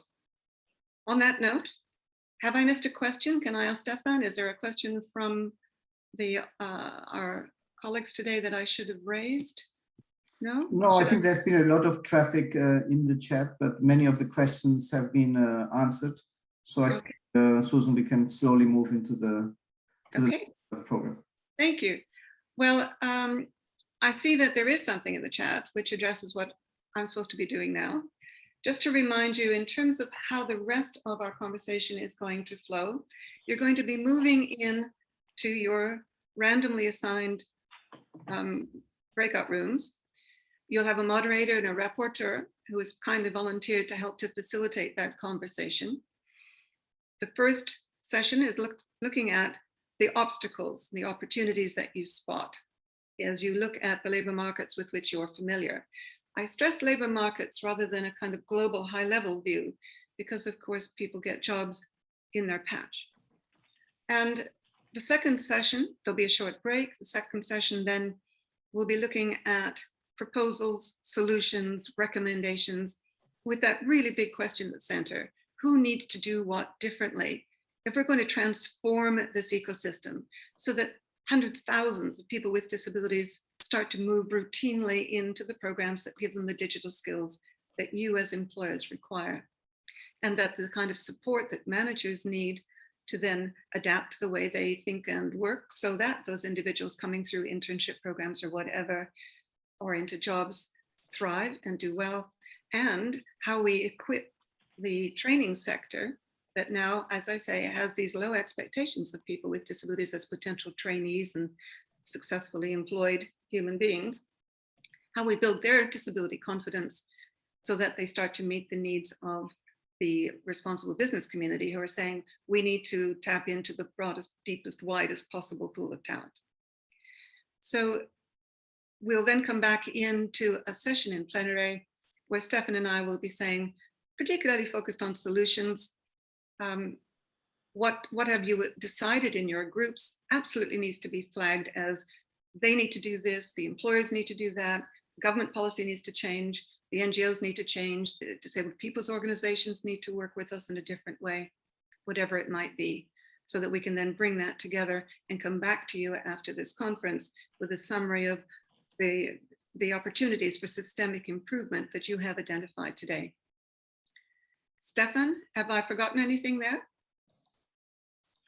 No, but not on the content, but let me just explain a bit just the logistics. No? So Please. in a few minutes or moments, Jürgen will click on a button, which will basically randomly assign all of you to one of 5 working groups.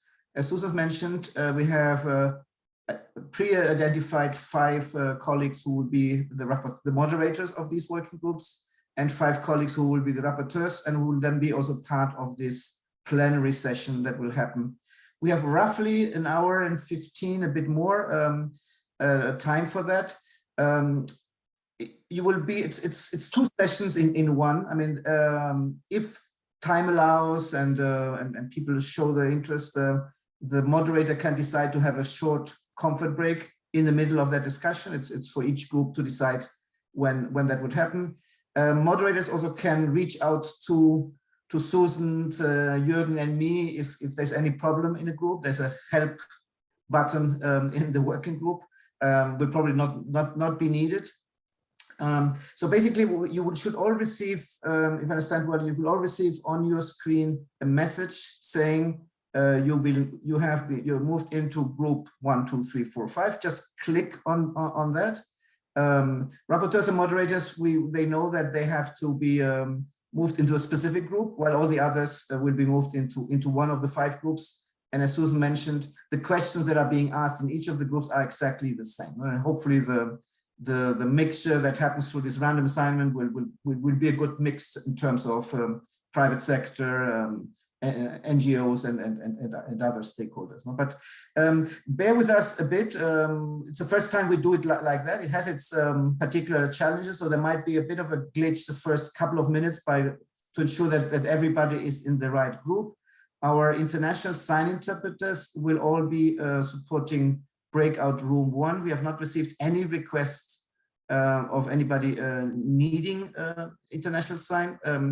If so, you should please reach out to us so that we then assign you specifically to room 1, which is where the interpretation will happen. I think these are hopefully with that explanations that bear with us a couple of minutes, and then I think groups will be ready to start. And thanking again also in particular rapporteurs and moderators for the job they will be doing. At a certain moment, I think it's probably within an hour or 15, a bit more, you will be brought back to the plenary. Again, you will be receiving a message on your screen. This breakout group is going to finish in a minute or so. You can wait for that minute to pass over, or can immediately click and accept that, and then you will be brought back to plenary. So that, let's say, in an hour and 15 minutes, a bit more, we would be all back here in plenary to listen to that. So that is the situation. I'm seeing now something on the screen, which is, I think, showing one of the groups. Anyway, I hope this is clear, and I hope this bit of an experiment, at least for us, will work well, and that you have lively and interesting discussions within each of the groups. Thank you very much. Welcome back, everybody. I hope you found that to be an interesting conversation. Certainly a diverse group of human beings focused on this hugely important issue. So our task now is to just quickly pull the essence of what you've discussed into a couple of lists. So we want a list of the most important obstacles or challenges that you've identified in terms of how we can shape labor markets so it's so much easier for disabled people to get the digital skills employers are looking for, and how we bring employers very closely into that process to make it easier for the individuals to get into the pipelines those employers use routinely. And so that'll be the first set of questions I ask, and I'm going to ask you to give me the first obstacle from the first group, and then add another obstacle, until we've got a sense of what we're up against. I think many of us would rather focus on solutions, but let's just get a bit of that insight into what we're really facing when we try to do this at scale. And then what we're really interested in, really, is your suggestions, your proposals, recommendations. Who needs to do what differently? And again, asking you to just present us with your proposal first from group 1, then I'll ask group 2 to add, group 3 to add. Very, very concise summary of what you think needs to happen and who needs to make it happen. So Stefan and I are going to sort of run this session in a highly structured, winging it as we go manner. So can we start with group 1? Could you just give me what you thought of as top of mind, the top or one of the obstacles, challenges that you've identified on this agenda? Hi, Susan. It's Amber Treader from the Australian Network on Disability. We were in group 1. Our first identified obstacle was education. So often the digital education programs have a high level of education required to access the course in the first place. So we were looking at that as being one of the main obstacles for being able to access. That's interesting, isn't it? And I've just seen a study showing that education levels are the worst of all predictors of future performance on a job. So interesting that you raised it immediately. Group 2, can you add another challenge? Group 2, who's our rapporteur in group 2? Group 3, while we wait for group 2. Group 3, add an obstacle. Hyben is group 2. Hyben, are you there? Oh, Hyben. I'm in the group 2. Okay. So we mentioned about the barriers for women with disability in digital industries. This is a barrier we identify. Right.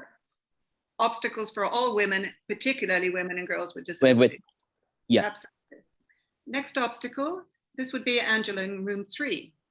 Yes, could you hear me now? I can hear you. You can? Yes. Okay, great. There are many obstacles in our discussion.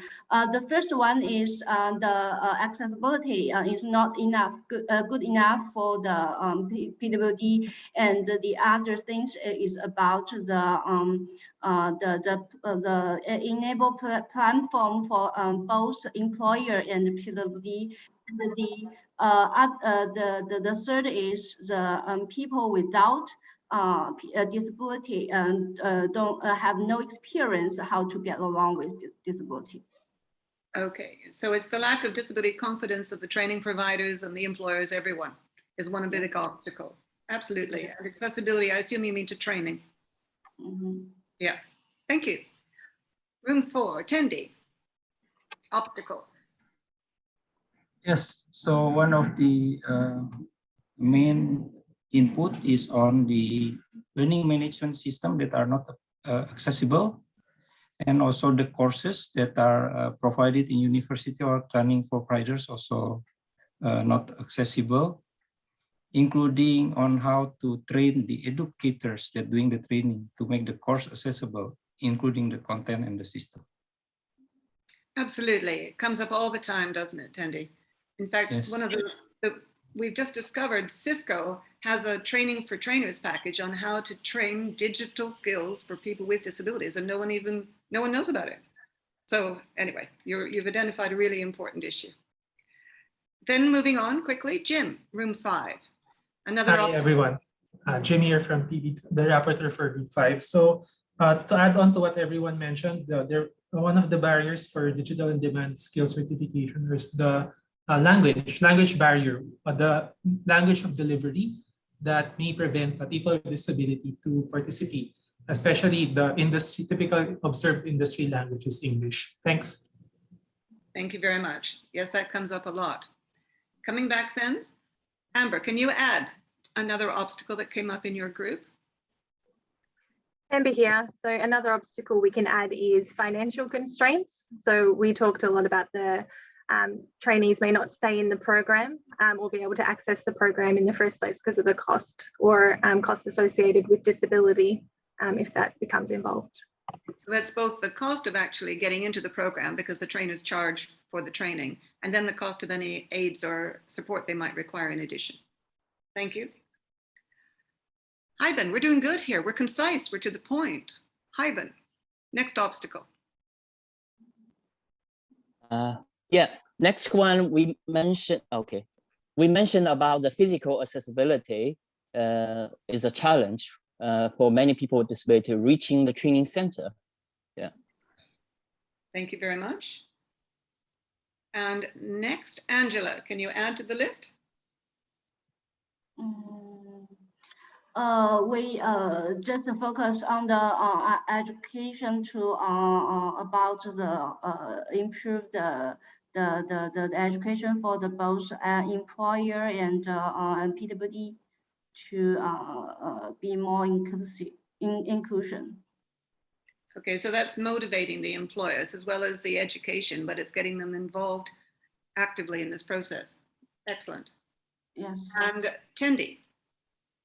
One of that has not been mentioned is on reasonable accommodations at the workplace or training providers, that they are picking kind of disabilities that easier to manage. So it's not really inclusive for all disabilities.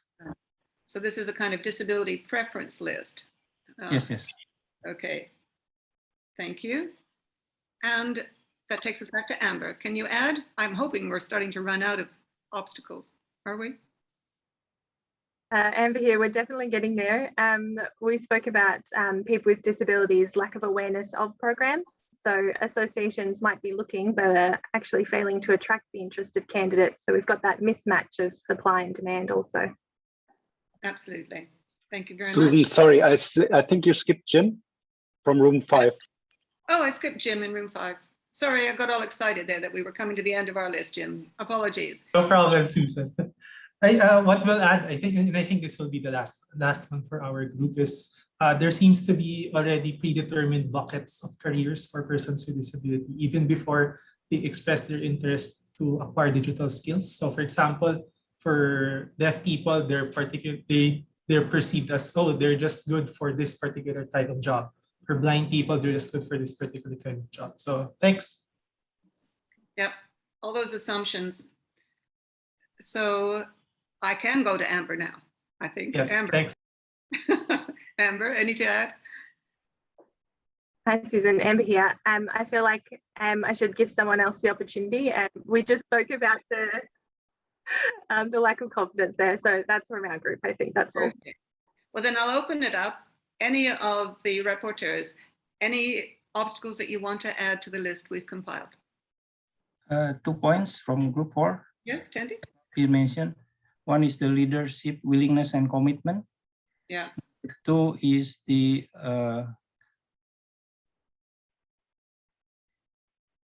We've lost you, Tendi. Hello? We've lost you. Tendi, Okay. try again. So the one is the leadership, willingness, and commitment. Right. And number 2 is enabling technology in exams and assessment process. Right. And certainly making adjustments to the assessment and certification process has been identified in our planning sessions as a real issue.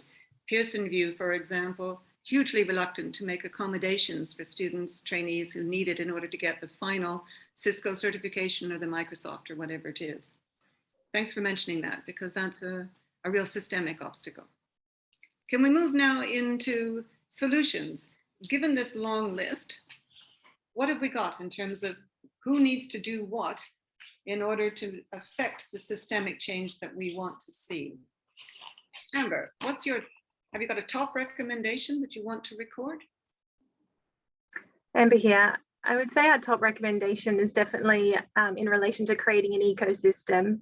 So this was about bringing everyone together. So private organizations, our development partners, our disability networks, our employers, government, the technical training institutions, to then create a centralized process or develop a model where people are working together and understanding the demand for these jobs and the supply that employers have, and not having siloed solutions or internships, but actually everyone on the journey together. that picks up on so many themes of what we heard from our speakers, doesn't it? And we're looking increasingly at how you coordinate, and this is something that the business networks with us today know so well, coordinating the way the employers link to the training providers. So it's not ad hoc, it's actually a systematic way of bringing the trainees with disabilities who get to a certain level of capability, capacity, certification, can then move into internships and so on. The ecosystem message, I think we're hearing loud and clear. It's how we make it happen that's going to be interesting. Second, then, can we come to Hyben? Can you add a recommendation? Yes, we have people about the government policy to provide fundings in this, but they are the key player. So this is one point we mentioned. The second one we mentioned about the training providers. They should try different ways to include and engage people with disability to keep their enthusiasm. Yeah, right. That's a 2 points in our team. Thank you very much. So this is finding different ways to support trainees who perhaps because of their experience in life just need a little extra support to find the determination to keep going with all of this. They also need to be able to visualize themselves in work. Having the employers actively involved makes that visualization easier, I think. Next, would take us to Angela. What's another recommendation from your group? Yes, we talk about the solution about the government job seeker, employer, and some stakeholders. But we discuss more about the government. They are a very key role for the inclusion to improve the employment, such as they will make the accessible environment more inclusive, and they also drive the training for the employer and the PWD, etc. Okay, thank you. Certainly the message that business can't do it alone is a really important one. Absolutely. Tendi, what did your group want to add in terms of solutions? Very interesting ideas came up by Neil and supported by the group is changing the job descriptions. Instead of defining requirements by outputs or certain background educations, they should explain the desired outcome that we are looking for, not prescribing on how they will arrive on those outcomes. That's number one. Pause. Could you say that again, please? I didn't quite catch it. I must have had some glitch. So it's changing the language of job descriptions. Right. Instead of defining it by required outputs or certain background educations, it should be by desired outcome of what we are looking for. All right. Not prescribing on how they will arrive on those outcomes. Excellent. And it still relate to those, that thing is on internship and on the job training that could be used as a form of assessment instead of all those other like interview and etc. Absolutely. Thank you. And certainly from what we're seeing, online recruitment can be so inaccessible, not just for people with disabilities actually, that people can't even request adjustments because they can't get far enough in. So that links to making the whole process accessible, not just the training providers, but when they approach the employers. Next solution coming from Jim, your group.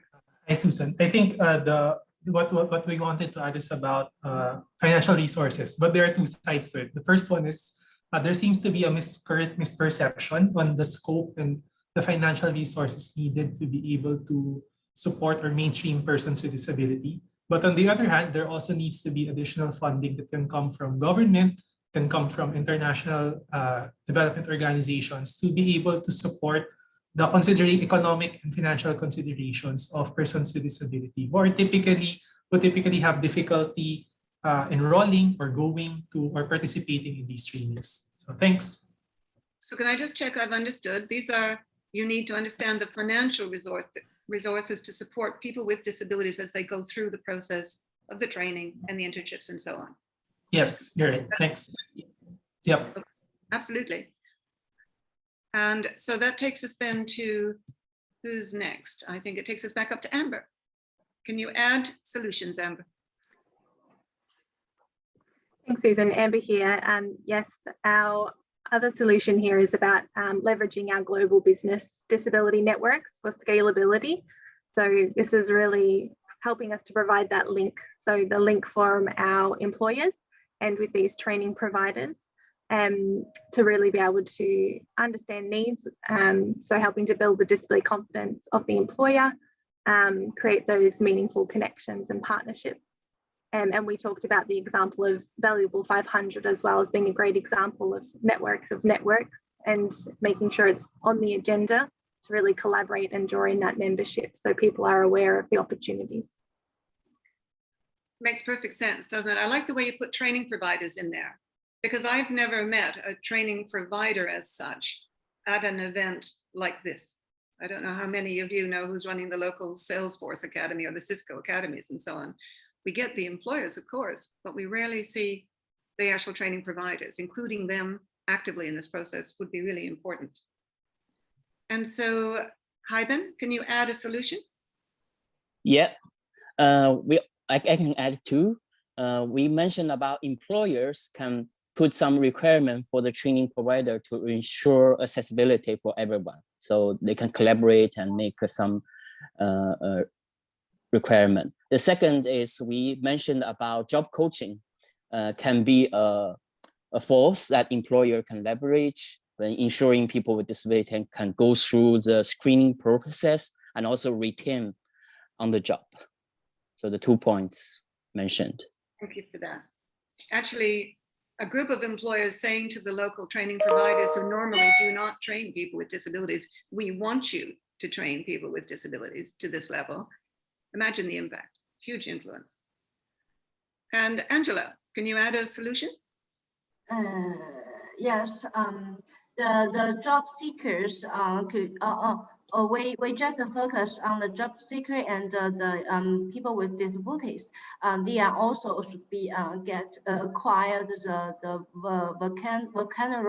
vocational skill training, and actually many governments just give them many support on the training, but they don't know which and what the specific and suitable training for them. So we just talk about we could involve the people with disability and job seekers to advocate their requirement for the training. Absolutely. People with disabilities, such brilliant activists and ambassadors for these kind of messages. Yes. That takes us to Tendi. I like the way we're just rolling along here. We're doing real good. Tendi, another solution.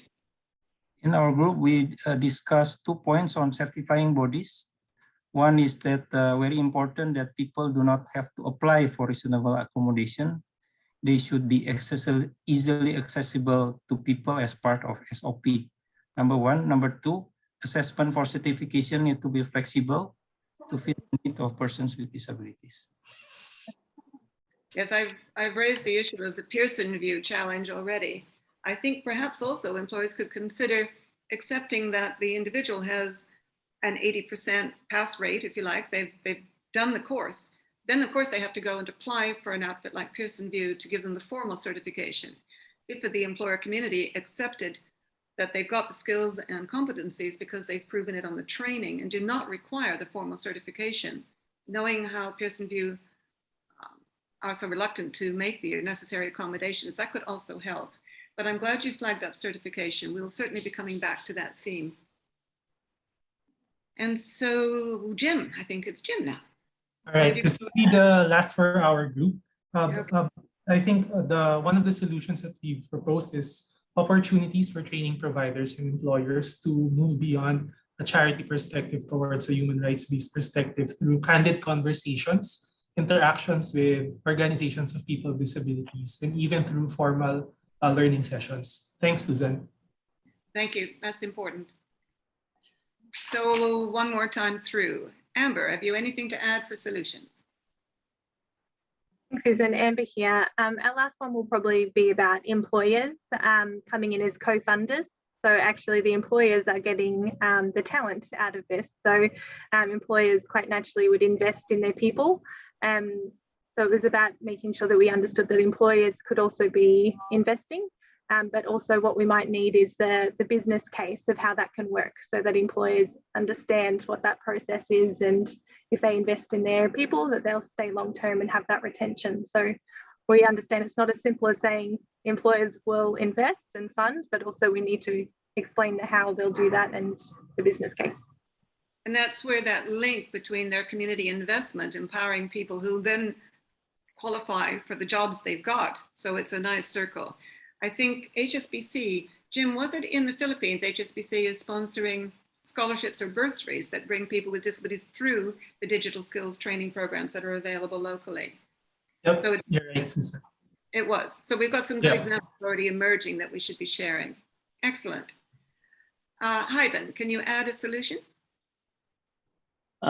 Yes, we have people talk about the managers should have know-how how to retain people with disability in the team, especially include people with hidden disability in the team.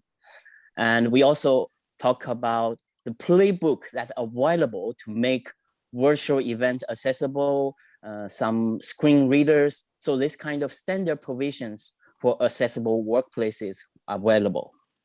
So those are the 2 points. And I agree, all the attention is on recruitment, whereas retention is crucially important. Prevent people from becoming unemployed in the first place. Thank you. So Angela, have you anything to add? Another solution? No, that's all. Sorry. Okay. No, there's nothing. No, we've got some great solutions coming through. Tendi, have you got anything to add to the list? Last 2 points from our group. Okay. That donor founders need to put provisions on outcome-based in training activities of the project that they are funding.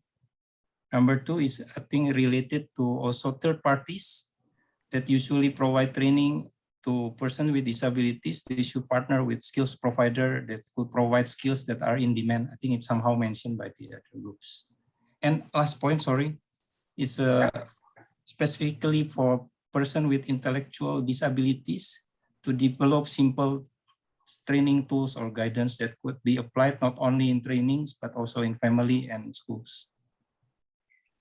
Absolutely. I really like what you're saying about the third parties being often disability-related not-for-profits who are funded to run separate programs.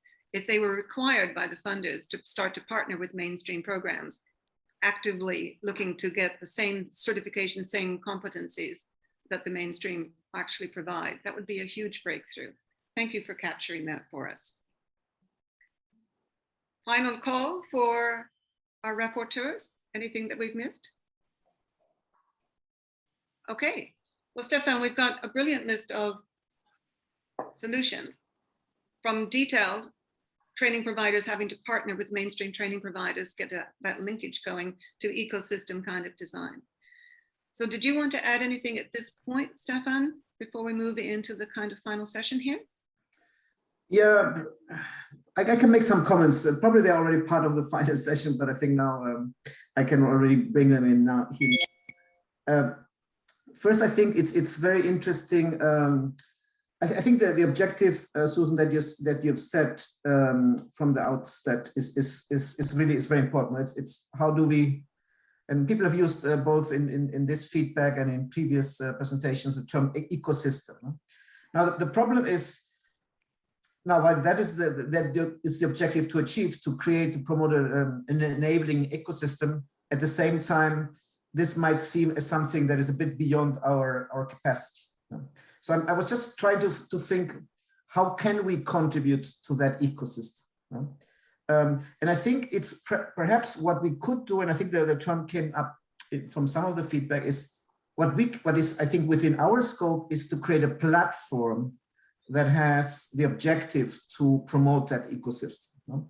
We already have business platforms, our business and disability networks in the region, but it's clear also that we need to, if we want to make a huge impact, if we want to achieve the objective that we have set ourselves, the NBDNs, our national networks, play an important role, but I think we need to create larger platforms. Now we need to bring in the training providers. You've mentioned that, Susan, and others. We need to bring in the relevant government authorities that can play an important role, which should bring in those development donors that are active in our countries. No? So I think we should think a bit around this idea of, can we establish disability digitally manned platforms in the countries, bringing together the different stakeholders, and of course NBDNs playing a role in that. And probably within those NBDNs, certain companies that have a commitment to contribute to changing the environment. No, I think what we heard over yesterday in terms of, and today again, training came up very often. What can companies do to proactively ensure that there is a pool and pipeline of people with disabilities? So I think this idea of a platform is something that at least comes to mind for me. The issue of donors is very important. At least from my experience, I come from Spain. In Spain, it was we had a lot of funding from the European Union for training of persons with disabilities, but it was usually focusing on targeted training. Now, I'm not against targeted training if it delivers a good result, but we also know that targeted initiatives by definition are low scale. No? Now we need to find a way also through these platforms to benefit from the experience that we have gathered or are gathering from this targeted initiative. We have heard some of those interesting today, for instance, from the Singapore experience, to see how we can use those targeted experience, extract the lessons from them, and then to use them to infiltrate the mainstream initiatives, which I think is the only way forward to achieve this very ambitious objective, so that you've set for ourselves about thousands and tens of thousands of people with disabilities getting digital employment. And I think donors have a role to play there in terms of, while we welcome their contribution to targeted initiatives, we should also remind them that they play a key role in when they ever support mainstream vocational training initiatives in the digital sector and beyond, of course, that they should also make it a requirement. I think Tendi raised that point, or Haibin, I can't remember now, in terms of the role that donors or clients or governments have whenever they are supporting mainstream vocational training, mainstream digital skills training, to make it a requirement for that training to be accessible first. But at the same time, we heard yesterday, you remember, Susan, also the idea of let's set targets. No? I mean, we might achieve the target, we might not achieve it, but if you don't establish a target, if you don't even obtain the data of how many disabled people are taking part in a mainstream training, we don't know even whether we are getting close to our objective. No? So these are some of the ideas that I've tried to extract from this excellent feedback and the excellent discussions that feedback reflects. So back to you, Susan. Thank you.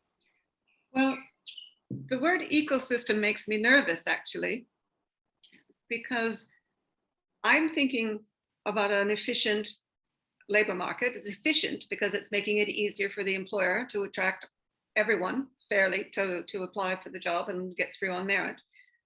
And for me, if we're looking at an ecosystem, I would be saying we need to have real clarity about what journeys through that system we're trying to influence, because it's the journey that someone takes from not knowing this training program is being available to finding it, to discovering they could afford it because there is funding available, to getting through the application, to being taught, to getting through the exam, and so on. These are the journeys. These are the talent pipeline routes, if you like, that we're trying to influence. And the question for me is, whose job is it to determine, to help everybody in the ecosystem to behave differently so those journeys are faster and it's easier for the employers to find the disabled talent when they want them. So my vision here was that we would be looking to pilot different ways of connecting the task of building the disability confidence of the training providers and looking at the funding obstacles and getting that sorted, and then bringing the employers closer to the training providers, helping them to get it right, helping the students to then move through. So the question becomes, whose job is it? And one of our big questions, of course, is this something that the national business disability networks can facilitate, because they are uniquely positioned as wanting to work to the best interests of both business and people with disabilities. So they're not providing a direct service to persons with disabilities, they're providing the service to business, which liberates their ability to collectively influence that ecosystem that we've talked about. So I guess I'm looking for partners here over the next year or so that can help us to trial new ways of helping the individual make the journey and helping the employer to more readily get involved, find the right interns, deliver a quality internship program, and start to recruit and so on, designing the talent pipelines there.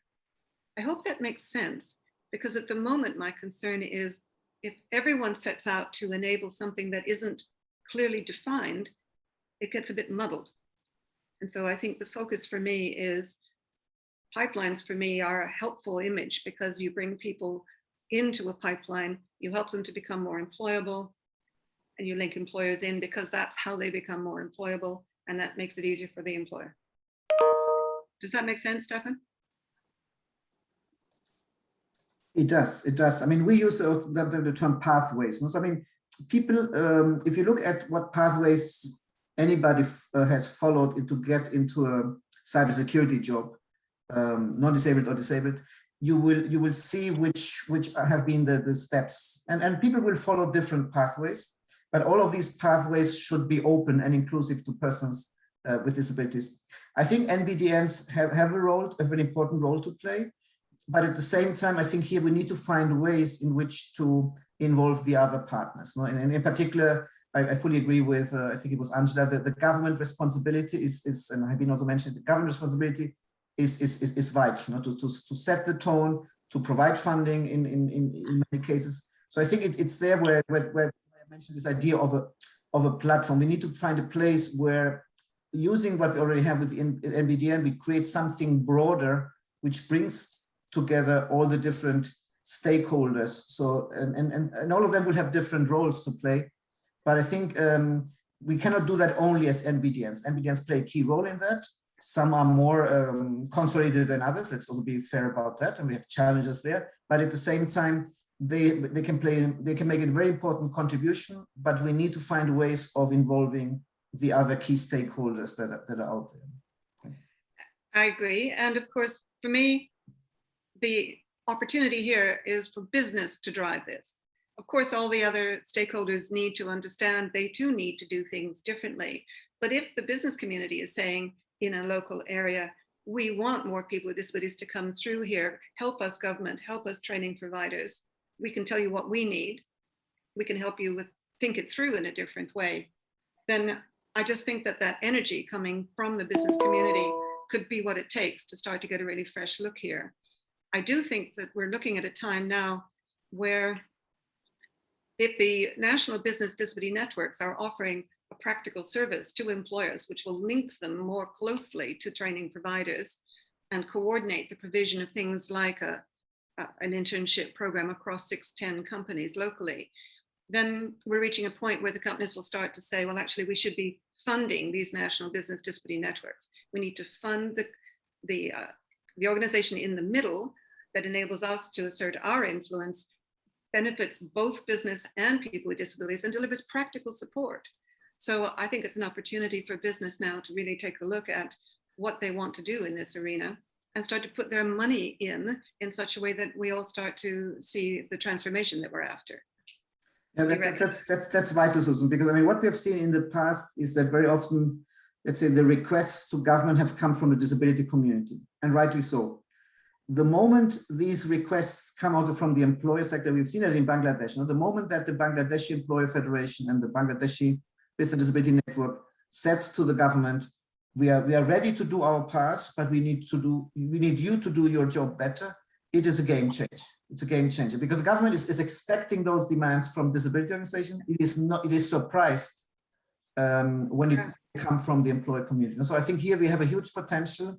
We know that some NBDNs have taken up the role of advocacy towards government, but I think more can be done in that regard. So they have this role of helping their members, bring them together. I mean, all the youth stuff we do in networks, but at the same time, if they're also able to be the champion, the advocacy champion towards governments to promote that change in the enabling environment, I think we have a huge potential for sure. Absolutely.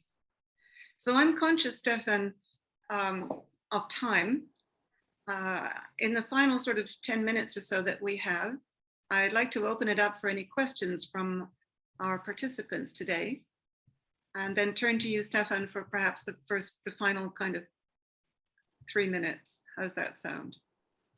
Any questions from those of you that are with us still? I see a remark here about chicken and egg with business disability networks.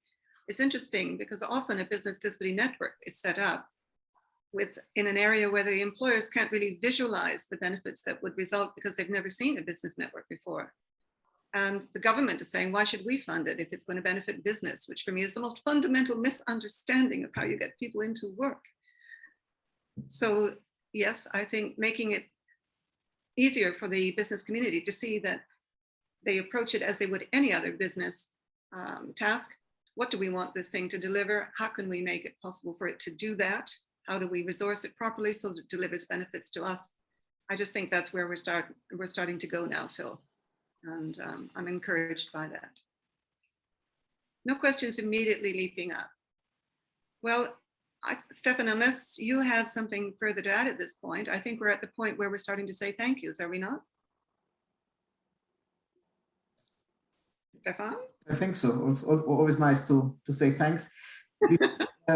Let me start and please compliment any additional thanks. Well, first, a big thank you to you, Susan, for having organized this this event, having reached out to all the speakers, the moderators, rapporteurs.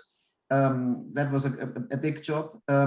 Thanks to moderators and rapporteurs. Rapporteurs, if I can ask you for a small additional favor, it would be great if you can just send out in bullet point format just your main conclusions from the session.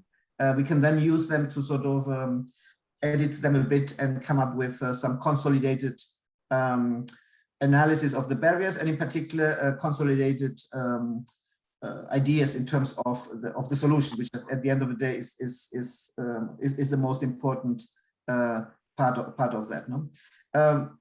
Let me also again thank Jürgen Menz, my colleague from the disability team, who has been in charge of overall looking for this conference both yesterday and today. He has been very much in the background because he has been sorting out all the technical issues. Today we had put ourselves in an additional challenge with these breakout groups. I thank you for your patience in us sorting out the initial minutes of these breakout groups, but I think it has worked reasonably well. So thank you, Jürgen, for taking care of that.